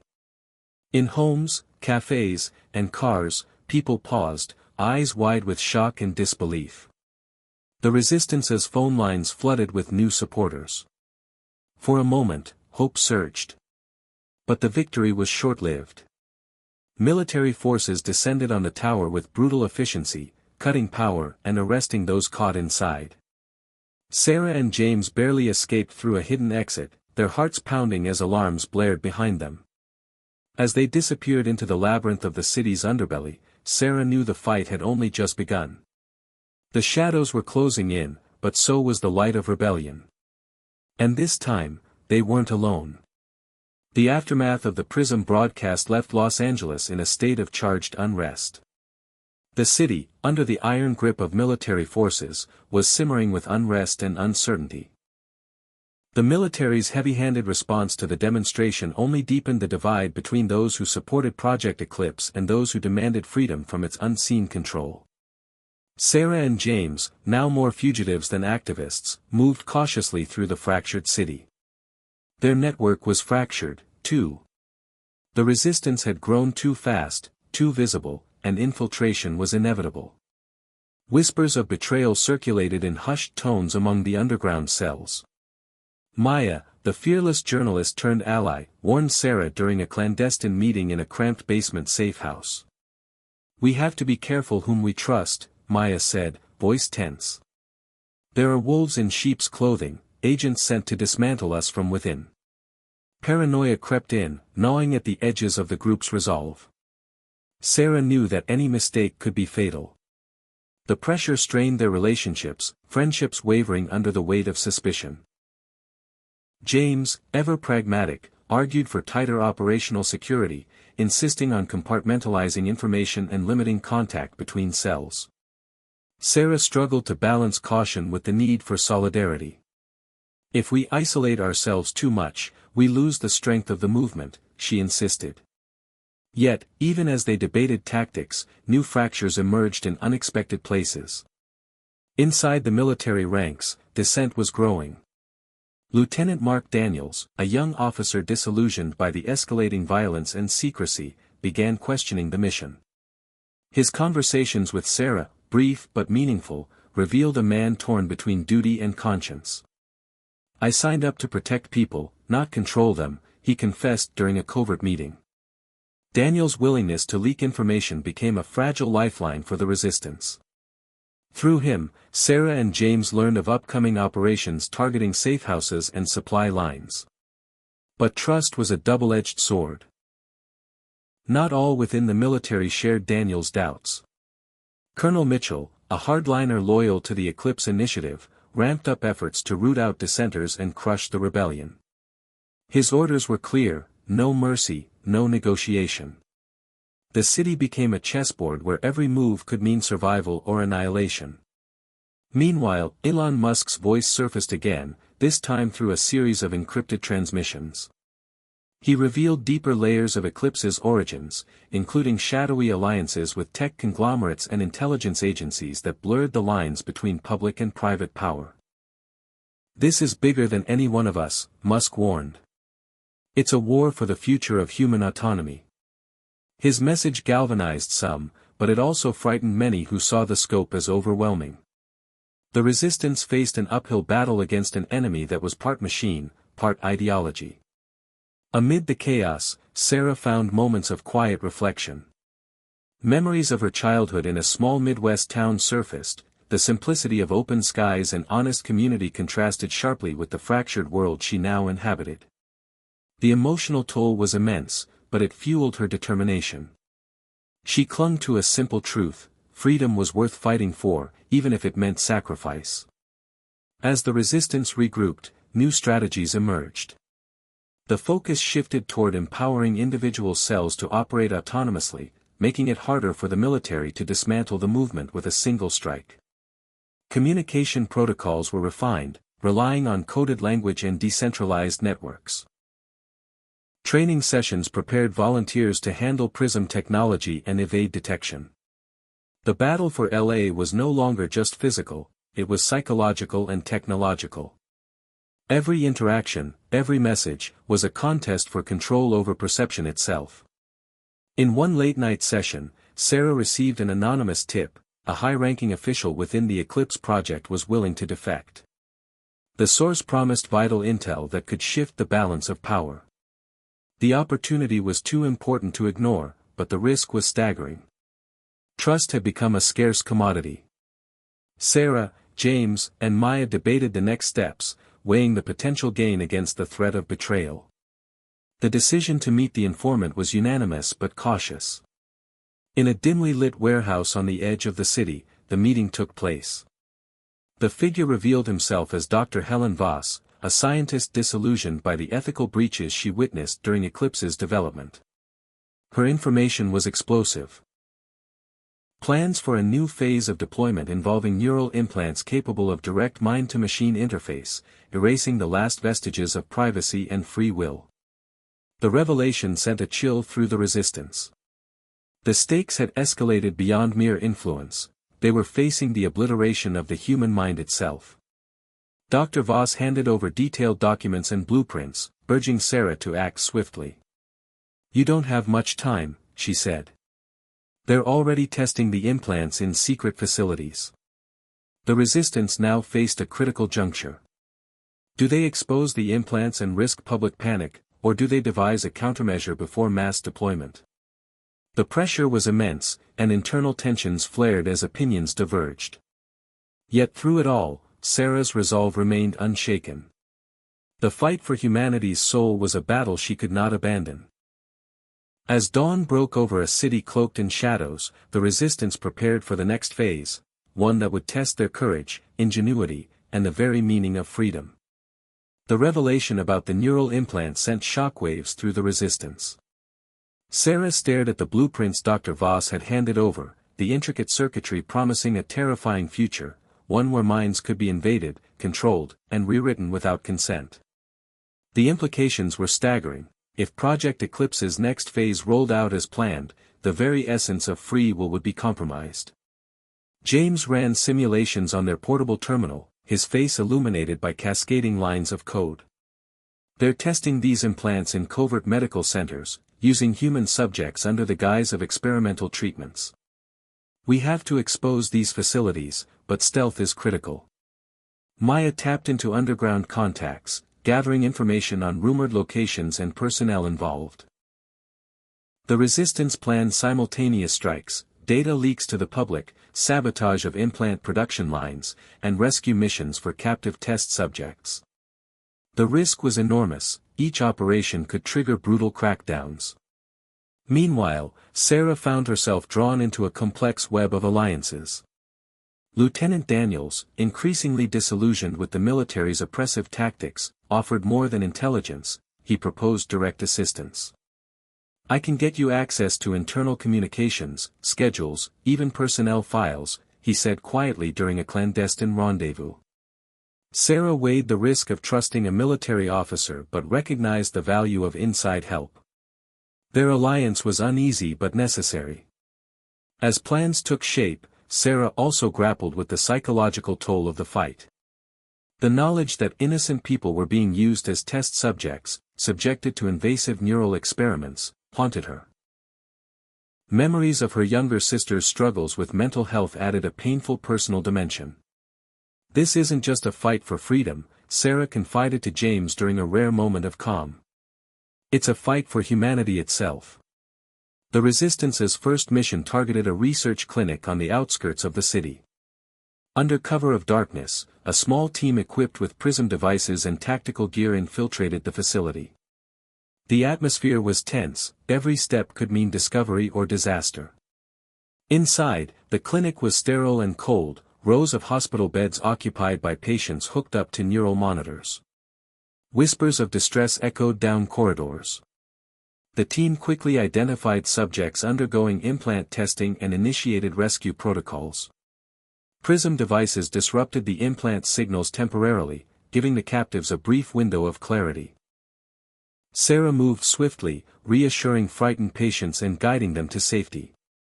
Outside, alarms blared. The military had been tipped off.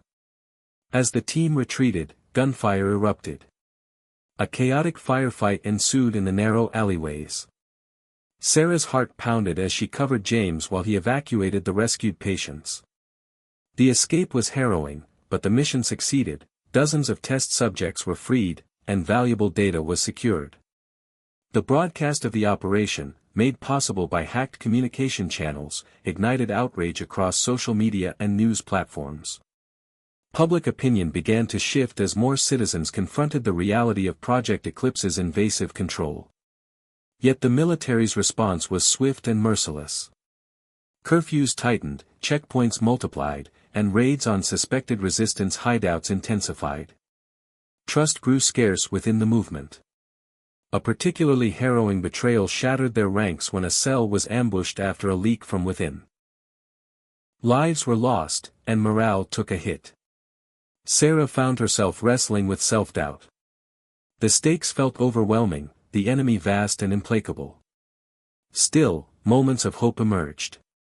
Lieutenant Daniels' insider information revealed vulnerabilities in Eclipse's infrastructure, software backdoors, outdated protocols, that the Resistance could exploit. James led cyber attacks targeting data centers, disrupting Eclipse's network and buying crucial time. Maya's investigative journalism brought hidden horrors to light, fueling protests and calls for accountability. The Resistance was evolving, no longer just fighters in the shadows, but a growing movement inspiring defiance in the hearts of many. Sarah's leadership was tested daily, balancing strategic decisions with the emotional weight of loss and hope. She clung to a vision of a future where autonomy and truth prevailed. In a rare private moment, she spoke to Musk via a secured channel. "Elon, your silence gave us strength, but the world needs more than whispers now. People need to know the full truth." His voice was grave but resolute. "I'm preparing a comprehensive expose. But it's risky. The powers behind Eclipse won't let this go quietly." "We'll stand with you," Sarah promised. The next phase of the battle loomed. The neural frontlines were no longer hidden, they were in homes, minds, and on the streets. And the Resistance was ready to meet the challenge head-on. The city of Los Angeles stood on a knife's edge, the tension palpable in every shadowed alley and abandoned street corner. The Resistance had become a symbol of defiance against the invisible chains of Project Eclipse. Sarah and her team moved like ghosts through the urban landscape, their every step calculated to avoid detection by the increasingly ruthless military presence. The fallout from the neural implant revelation was enormous. The public outcry had ignited protests and riots, but the government's response was unyielding. Martial law was extended indefinitely, curfews became more severe, and surveillance intensified. Sarah's network of allies had grown, but so had the dangers. The betrayal that had cost lives haunted her every decision. Trust was a rare and precious commodity. Lieutenant Daniels was invaluable, feeding critical intel on military movements and eclipse operations, but his position was precarious. Each meeting with him was a gamble, fraught with fear that discovery could come at any moment. The Resistance's operations had expanded beyond sabotage and rescue missions. They were now focusing on rallying the population to reclaim their city and their mines. Maya's investigative reports, now circulated on encrypted social platforms, exposed the full extent of Eclipse's control. Not just implants and surveillance, but psychological conditioning, media manipulation, and forced disappearances. The Resistance Broadcast Network, the PRISM network, became a beacon of truth. In one desperate effort to unify the fractured city, Sarah planned a massive coordinated blackout of Eclipse signals. Using an array of PRISM devices spread across multiple districts, they aimed to disable Eclipse's grip for a critical hour. This blackout would allow live broadcasts revealing Elon Musk's full exposé, the truth behind the project, and a call to action for every citizen. The logistics were staggering. Hundreds of operatives had to synchronize movements, avoid patrols, and secure vantage points for signal disruption. As the day approached, tensions ran high.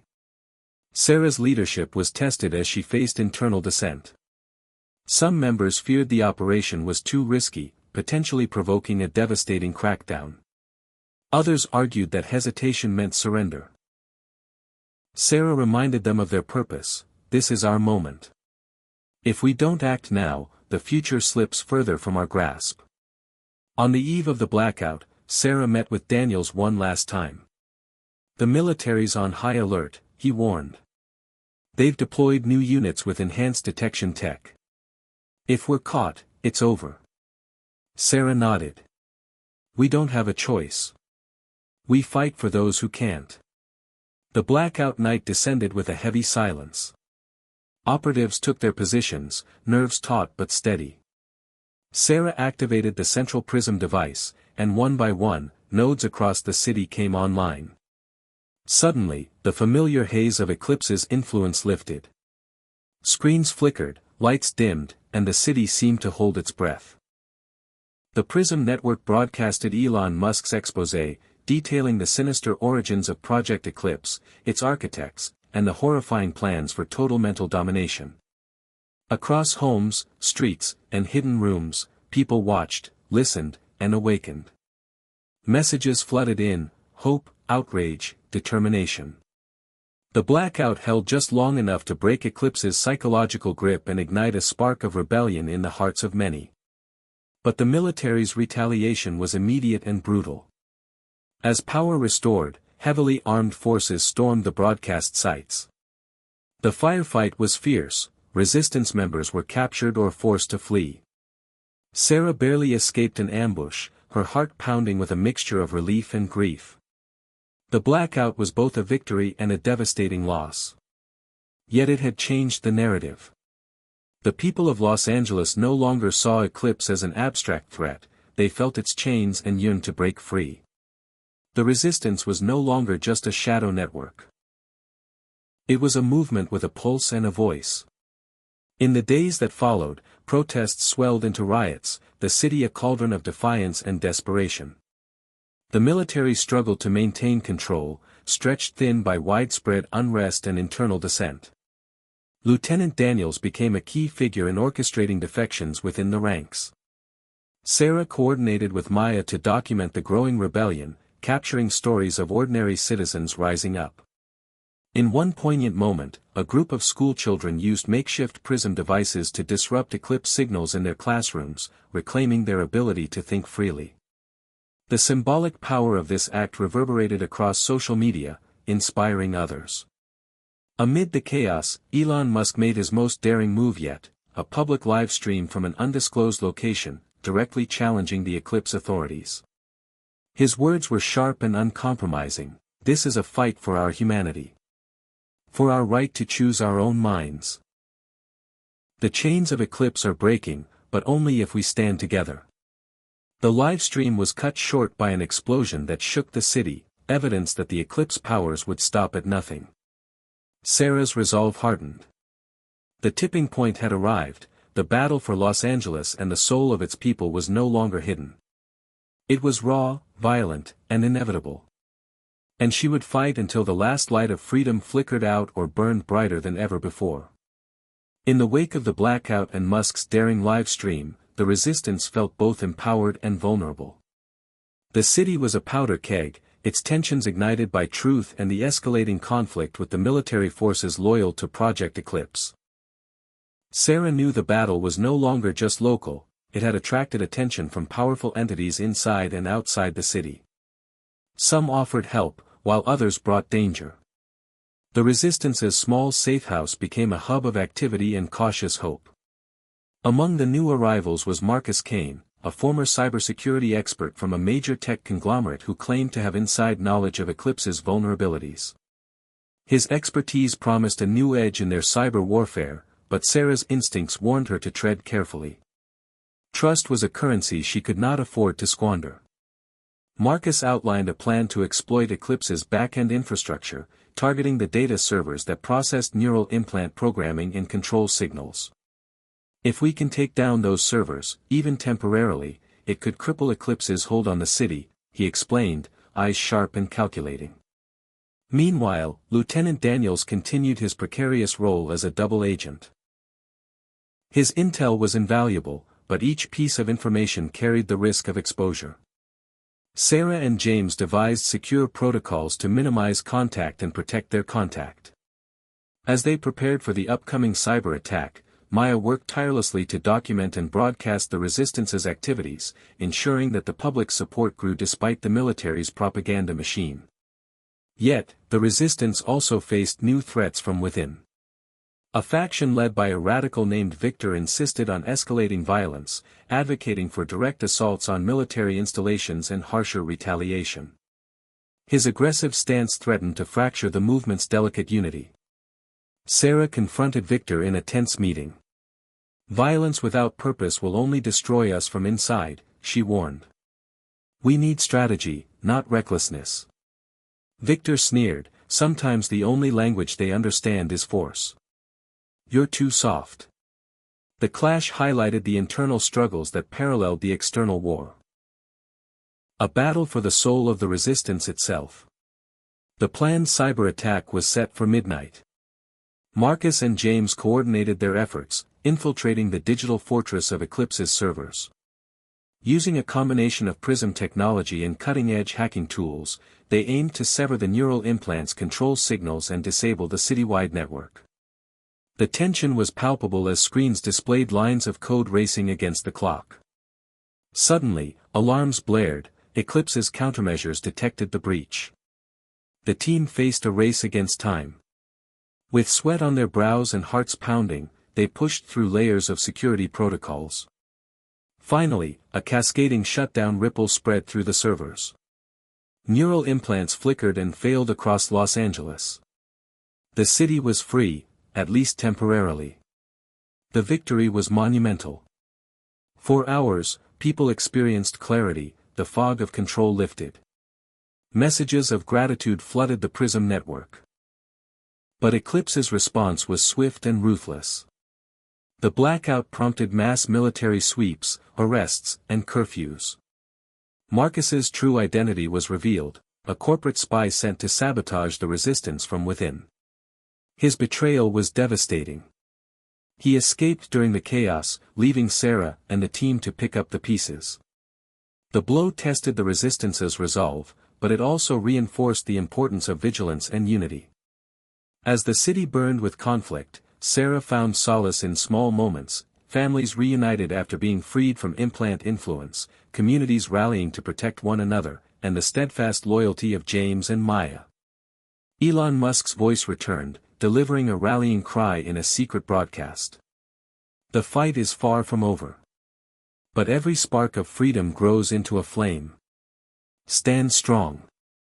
Stand free. The chapter closed on a city scarred but unbroken, its people awakening to the harsh reality of their fight and the uncertain path ahead.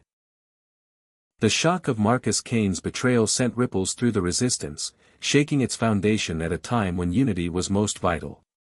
Sarah felt the sting deeply, not just as a leader but as someone who had placed trust in a stranger who turned out to be an agent of Eclipse's shadowy backers.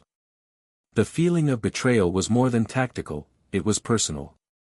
Yet, the fight could not pause for grief. The military's crackdown intensified, sweeping through neighborhoods with ruthless efficiency, capturing suspected rebels and innocent civilians alike. The resistance scrambled to adapt, moving safehouses, altering communication channels, and tightening security protocols. Each move was shadowed by paranoia and fear. In the heart of this storm, Lieutenant Mark Daniels became both a beacon and a target. His growing influence within the resistance made him invaluable, but also exposed him to suspicion from his own military comrades. Daniels walked a dangerous line, balancing his role as a double agent with his commitment to the resistance's cause. His frequent clandestine meetings with Sarah were fraught with tension, each encounter a test of trust and survival. Despite the dangers, Daniels provided critical intel about upcoming military raids and Eclipse's plans for an expanded neural implant rollout. "They're accelerating the timeline," he warned in a hushed voice during one meeting. "They want to finish the implants before the public can organize resistance." The pressure mounted as the resistance realized time was running out. James and the tech team worked tirelessly to develop countermeasures, software patches and PRISM device upgrades that could detect and disrupt the implant signals before they fully took hold. Meanwhile, Maya continued her fearless reporting, broadcasting live from the heart of conflict zones and giving voice to those silenced by oppression. Her coverage became a rallying cry, inspiring spontaneous uprisings in pockets throughout the city. Sarah found herself burdened by leadership's weight more than ever. Every decision carried grave consequences, every loss a personal wound. The lines between ally and enemy blurred, and the once clear path toward freedom grew increasingly tangled. In the midst of turmoil, a startling discovery emerged, an internal mole within the resistance. A coded message intercepted by James revealed that someone close had been leaking information to Eclipse's forces. The revelation shattered the fragile trust among the core team. Suspicion seeped into every interaction, threatening to unravel their cohesion. Sarah convened an emergency meeting, determination burning in her eyes. "We will find the traitor," she declared. "But we cannot let fear destroy us." The hunt was painful and exhaustive. Fingers pointed, friendships strained, and hearts broke. Eventually, evidence led to a young operative named Elena, a woman whose quiet demeanor had kept her under the radar. Faced with confrontation, Elena confessed, her family had been threatened, and she was coerced into betrayal. The revelation was heartbreaking, a stark reminder of the human cost behind the political and technological war. Sarah offered compassion, but made it clear that the resistance's survival required vigilance and sometimes hard choices. With the traitor exposed, the group tightened security and implemented stricter protocols. The emotional scars remained, but so did their resolve. In a desperate move to regain momentum, Sarah planned a covert operation to infiltrate Eclipse's central neural implant manufacturing facility. The mission was fraught with danger, security was tighter than ever, and failure meant not just death but the possible exposure of the resistance's remaining safehouses. Lieutenant Daniels volunteered to lead a small strike team, leveraging his military training and insider knowledge. The team prepared meticulously, balancing stealth with precision. The night of the mission was cold and dark, the city cloaked in a tense silence broken only by distant sirens and the occasional drone overhead. Sarah watched the team depart with a mixture of pride and fear. Hours passed with no contact, and the uncertainty gnawed at her. Then, a burst of encrypted communication, the team had breached the facility's perimeter. Inside, the sterile halls were guarded by state-of-the-art security systems and armed personnel. Daniels and his team moved swiftly, disabling cameras and neutralizing guards with non-lethal force wherever possible. Their objective was clear: plant explosives to destroy critical manufacturing equipment and retrieve data on the implant technology. The tension peaked as alarms blared unexpectedly, signaling that Eclipse had detected the breach. The team raced against time, fighting their way to the control room. Daniels accessed the mainframe, downloading files as the others prepared the explosives. With seconds to spare, they initiated the detonation sequence and began their escape. The facility exploded in a controlled blast, flames licking the night sky. The team evaded pursuit through back tunnels and city sewers, finally regrouping in a prearranged safe house. The mission was a success but at a cost. Several operatives sustained injuries, and Daniels narrowly escaped capture. The retrieved data was a treasure trove, revealing details about the neural implant's firmware, deployment schedules, and vulnerabilities. Armed with this knowledge, James and the tech team accelerated their development of countermeasures. The victory bolstered morale but also painted a target on the Resistance's back. Eclipse retaliated with unprecedented ferocity, mass arrests, forced disappearances, and public executions designed to break the spirit of rebellion. The city became a battleground not just of weapons but of wills. Through it all, Sarah's leadership shone. She reminded the Resistance that their fight was about more than survival, it was about reclaiming the future. Every sacrifice honors those who cannot fight, she told them. We are the light in the darkness. The chapter closed with a fragile hope, a city wounded but unbowed, a resistance battered but unbroken, and a woman determined to see freedom restored no matter the cost. The city of Los Angeles was no longer merely a battleground, it was a crucible where ideals and desperation clashed with brutal force. The streets burned with rebellion, the air thick with smoke, chants, and the sharp scent of fear and determination. Sarah stood atop a crumbling rooftop, the night sprawling beneath her like a wounded beast. From this vantage, she could see the fractured cityscape, pockets of resistance fighters holding makeshift barricades, citizens locked in fierce confrontations with military squads, and drones patrolling overhead like vultures. The aftermath of the recent successful mission to cripple Eclipse's neural implant facility had inspired a surge of uprisings, but the military's response was a firestorm of suppression and terror. Communications were cut, checkpoints multiplied, and curfews enforced with deadly precision. Yet the fire in the hearts of the people refused to be extinguished. Sarah's phone buzzed with encrypted messages. Lieutenant Daniels reported troop movements shifting to target key resistance strongholds, while James sent updates on the cyber front. Eclipse was attempting to reboot its control network with a new wave of implants already in distribution. The resistance was stretched thin, their resources dwindling. Still, the fight pressed forward. In the dense labyrinth of underground tunnels beneath the city, Sarah convened with her closest allies. Plans were drawn, weapons distributed, and resolve renewed.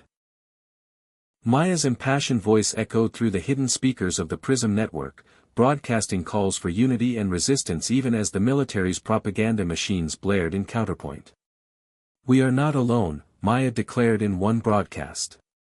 "Our voices, our courage, our truth, they are the strongest weapons we have." The resistance diversified their tactics, blending guerrilla warfare with cyber sabotage and public mobilization. Street battles erupted near the iconic landmarks, Venice Beach, Hollywood Boulevard, and the sprawling downtown core, turning the city into a mosaic of conflict zones. Each victory was hard-won, each loss a painful sacrifice.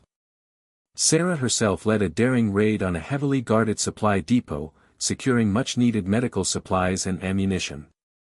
The operation was swift and bloody, but it re-energized the fighters and gave hope to civilians caught in the crossfire. Yet with every gain came a new wave of Eclipse's cruelty. The neural implant rollout had reached critical mass, more citizens were being forcibly implanted, their thoughts and actions increasingly controlled by Eclipse's central command. Families were torn apart as loved ones became living weapons against the resistance. One night, Sarah received a desperate message from a mother whose teenage son had been taken for implantation. The woman's voice was fractured with fear and sorrow. "Please, help him before he's lost to them forever." The personal toll of the conflict weighed heavily on Sarah's shoulders. Memories of her sister's struggles, her own moments of doubt, and the faces of those lost fueled her determination. "We fight for those who cannot fight for themselves," she reminded her team. The battle for control extended into the digital realm, where James and Marcus's former partner, a reformed hacker named Lila, launched cyber attacks aimed at disrupting Eclipse's surveillance and neural control signals. The virtual battles were fierce, a high-stakes game of cat and mouse where a single misstep could expose the entire resistance network. Lila's skills were instrumental in maintaining communication lines and protecting operatives on the ground. As days bled into nights of endless conflict, unexpected alliances began to form. Small factions of disillusioned military personnel defected, risking everything to join the resistance. Their insider knowledge proved invaluable in anticipating Eclipse's strategies and undermining their operations. Sarah welcomed these new allies cautiously but gratefully. Among them was Captain Harris, a decorated officer whose defection sent shockwaves through the military ranks. His tactical expertise and leadership boosted the resistance's operational effectiveness. Yet the greatest test came when Eclipse unleashed its latest weapon, a new generation of neural implants capable of overriding basic human instincts, turning implanted individuals into near-mindless enforcers of Eclipse's will. These, controlled soldiers, were deployed en masse to quell uprisings, their presence transforming the battlefield into a surreal nightmare where friends and family fought against brainwashed loved ones. Sarah confronted this horrifying reality with grim resolve. "We cannot let them erase who we are," she told her team. "Our humanity is our greatest strength." In a daring counterattack, the resistance targeted a distribution center for these enhanced implants. The raid was brutal, a clash of firepower and willpower that left scars on both sides. Yet, they succeeded in destroying the center and rescuing several prisoners before the military regrouped. The battle left Sarah physically and emotionally exhausted, but the flames of rebellion burned brighter than ever. In the final hours of the chapter, Sarah received an encrypted message from Elon Musk himself. His voice, though weary, carried the unmistakable spark of hope. "This is no longer just a fight for Los Angeles. It's a fight for the soul of humanity. We stand with you, every step of the way." The message ignited a renewed sense of purpose within the resistance. As the firestorm rose around them, Sarah and her team steeled themselves for the coming storm. The fight was far from over, but the people of Los Angeles had tasted freedom, and they would not surrender without a fight. The days following Elon Musk's message became a beacon for the resistance, a call that transformed fractured hope into a cohesive force. Sarah, James, Maya, and the growing coalition of fighters realized they had reached a pivotal moment, the turning tide of their desperate struggle. The city, battered but unbowed, was poised on the edge of either total collapse or revolutionary breakthrough. Sarah's leadership grew sharper, more resolute. She spent long hours poring over intelligence reports from Lieutenant Daniels and the defected officers. Their insights revealed cracks in Eclipse's command structure and supply chains, vulnerabilities waiting to be exploited.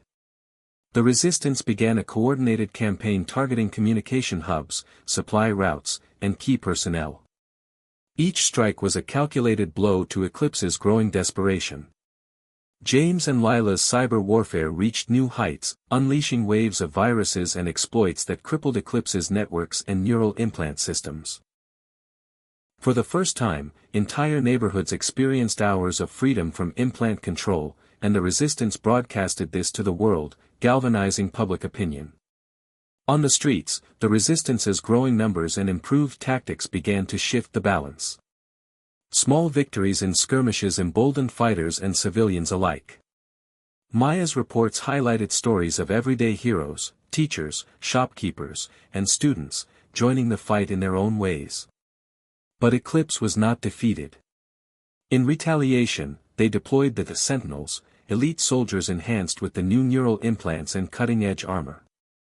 These were not just soldiers, they were engineered weapons, faster, stronger, and utterly loyal. The Sentinels struck fear into the heart of the resistance, decimating units and forcing retreats.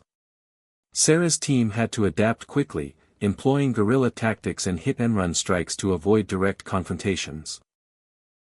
The Resistance's operations became a deadly chess game, with each side anticipating moves and countermoves. Amid the chaos, Sarah's personal journey deepened. The weight of command pressed heavily on her, forcing difficult decisions. She grappled with the moral complexities of war, how many sacrifices were justified, and what price freedom demanded. Her relationship with James evolved from comradeship to deep trust, a bond forged in fire. Together, they navigated moments of doubt and hope, reminding each other of why the fight mattered. The Resistance's underground networks grew increasingly sophisticated. Safehouses were linked with hidden tunnels, secure communication lines, and coordinated supply chains. The city's geography became an ally as fighters used abandoned subway lines, rooftops, and sewers to evade capture and launch surprise attacks. One critical breakthrough came when Lieutenant Daniels managed to secure a cache of untested EMP devices, electromagnetic pulse weapons capable of disabling the neural implants temporarily. These devices became powerful tools in the Resistance arsenal, offering a window of freedom to those trapped under Eclipse's control.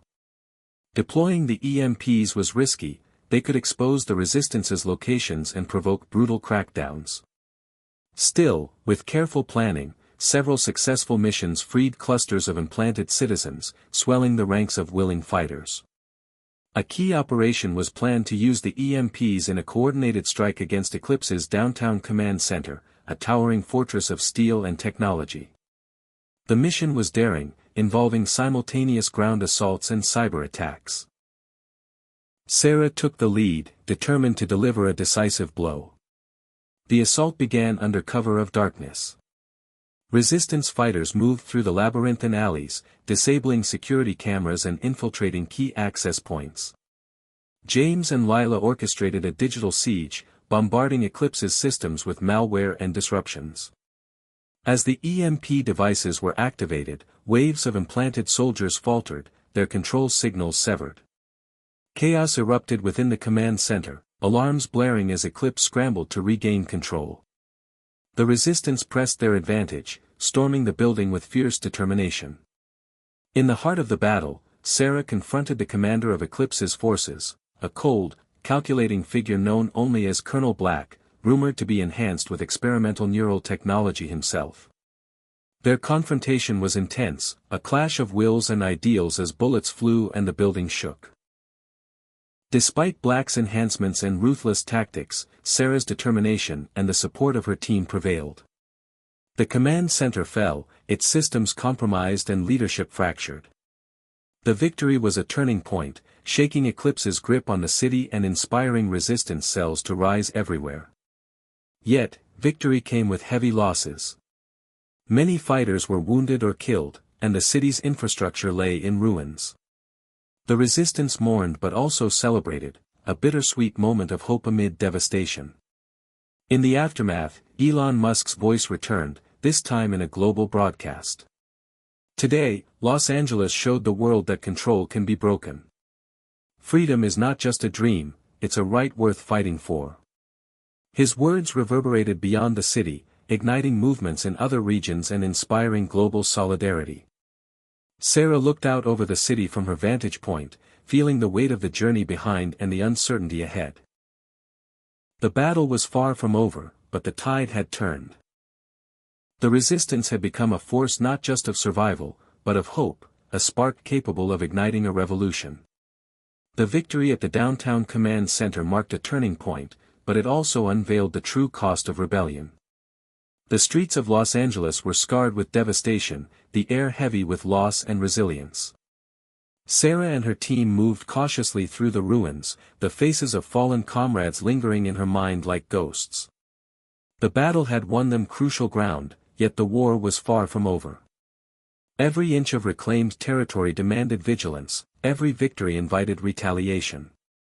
Sarah gathered her closest allies in the dim light of a makeshift headquarters, the walls lined with maps, digital feeds, and messages from Resistance cells scattered across the city. The mood was somber but determined. Lieutenant Daniels, bruised but unbowed, spoke of Eclipse's desperate measures. The corporation was mobilizing mercenaries and foreign operatives, willing to escalate the conflict beyond anything seen before. "They want to crush us before the rest of the country catches on," he warned. James and Lila worked furiously to strengthen the PRISM network's encryption, ensuring secure communication channels as the resistance braced for a new wave of assaults. Meanwhile, Maya's broadcasts reached millions, telling stories of sacrifice and courage that inspired global support but also painted targets on her back. The danger was real and growing. One evening, as Sarah reviewed reports, a coded message arrived from an informant inside Eclipse's research division. The message revealed the development of a new neural implant prototype, one capable of overriding not just motor functions but memories and identity itself. The implications were chilling. Eclipse aimed not only to control bodies but to erase souls. The resistance faced a terrifying new enemy. The potential erasure of individuality and humanity on an unprecedented scale. Sarah felt the weight of this revelation crush her briefly, but she steeled herself. This was the fight that would define their future. Plans were made to intercept and destroy the prototype before it could be deployed. A team of operatives, including Daniels and Maya, volunteered for the high-risk mission. Sarah stayed behind, coordinating defenses and managing the increasingly strained resources of the resistance. The city's underground tunnels buzzed with activity, a nerve center of hope amidst chaos. The mission was fraught with peril. Eclipse's labs were hidden beneath a fortified compound in the industrial district, guarded by layers of security and augmented soldiers. Daniel's insider knowledge was crucial as the team infiltrated the compound under the cover of darkness, using EMP devices to disable surveillance and disrupt implant signals temporarily.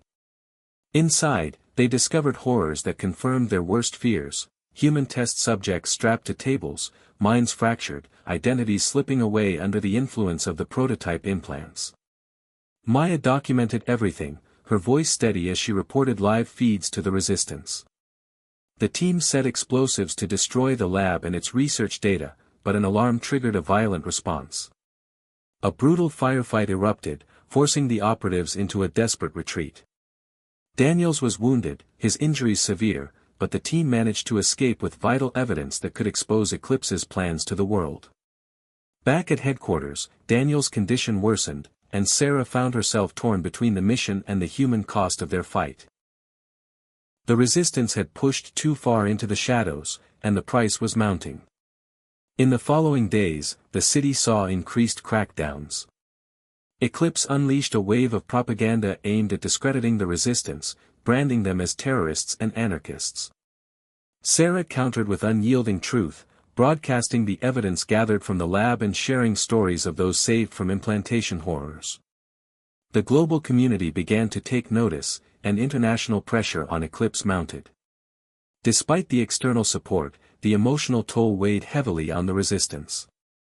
Sarah found moments of quiet reflection amid the storm, grappling with grief and guilt.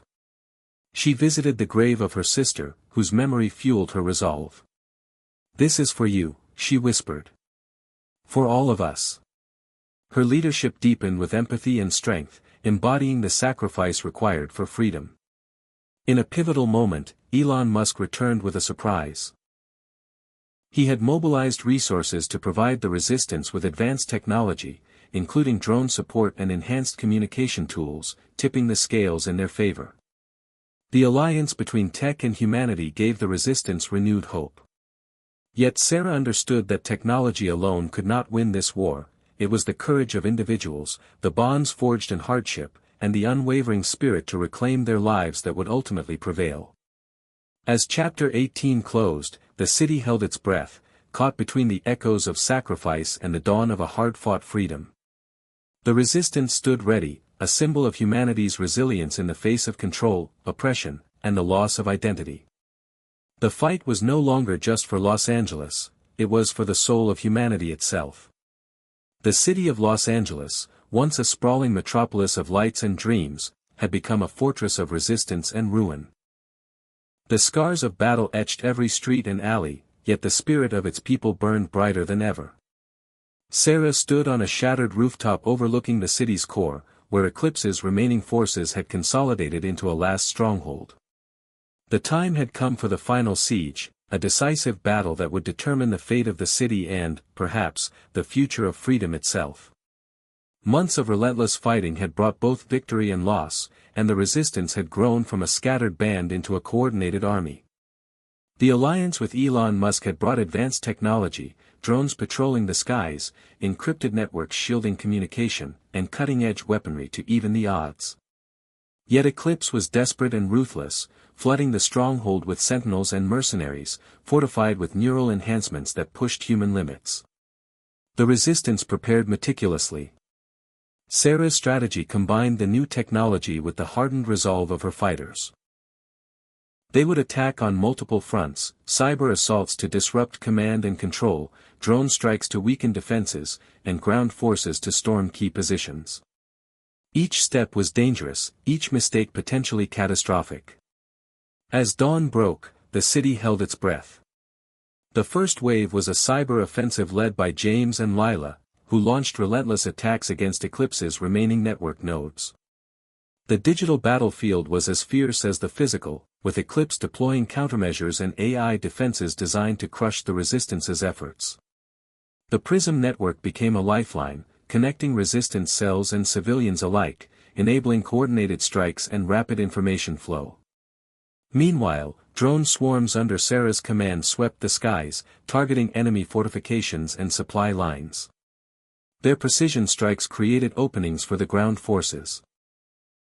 On the streets, the Resistance fighters moved with purpose, navigating debris and ambushes, pushing forward with grit and determination. Sarah led from the front, rallying her team through the chaos. The city's civilians, emboldened by the Resistance's courage, rose up in support, providing shelter, intelligence, and supplies despite the dangers. The siege was a grueling ordeal. Eclipse's defenders fought with enhanced strength and reflexes, making every inch of progress costly. The Sentinels proved formidable foes, their neural implants enabling coordinated attacks that tested the limits of human endurance. In the thick of battle, Sarah faced a painful reminder of the war's toll. A close friend, a fellow fighter she had known since the beginning, was gravely wounded. Their sacrifice steeled her resolve, a stark reminder of what was at stake. Hours turned into days as the Resistance chipped away at Eclipse's defenses. The battle reached a crescendo in the city's underground tunnels, where close-quarters combat erupted in dark, narrow corridors. The air was thick with tension, gunfire echoing off concrete walls, every corner a deadly gamble. James and Lila worked tirelessly to maintain the cyber front, countering Eclipse's desperate attempts to regain control. At a critical moment, they discovered a vulnerability in Eclipse's neural implant command system, a way to send a disabling pulse that could neutralize all enhanced soldiers simultaneously. Deploying this pulse required precise timing and access to the central transmitter housed deep within the stronghold. Sarah volunteered to lead the mission. The path was perilous, but the potential payoff was immense. With a small team, she infiltrated the stronghold's core, navigating traps and enemy patrols. The tension was suffocating, every step fraught with danger. When they reached the transmitter room, Sarah faced one final obstacle.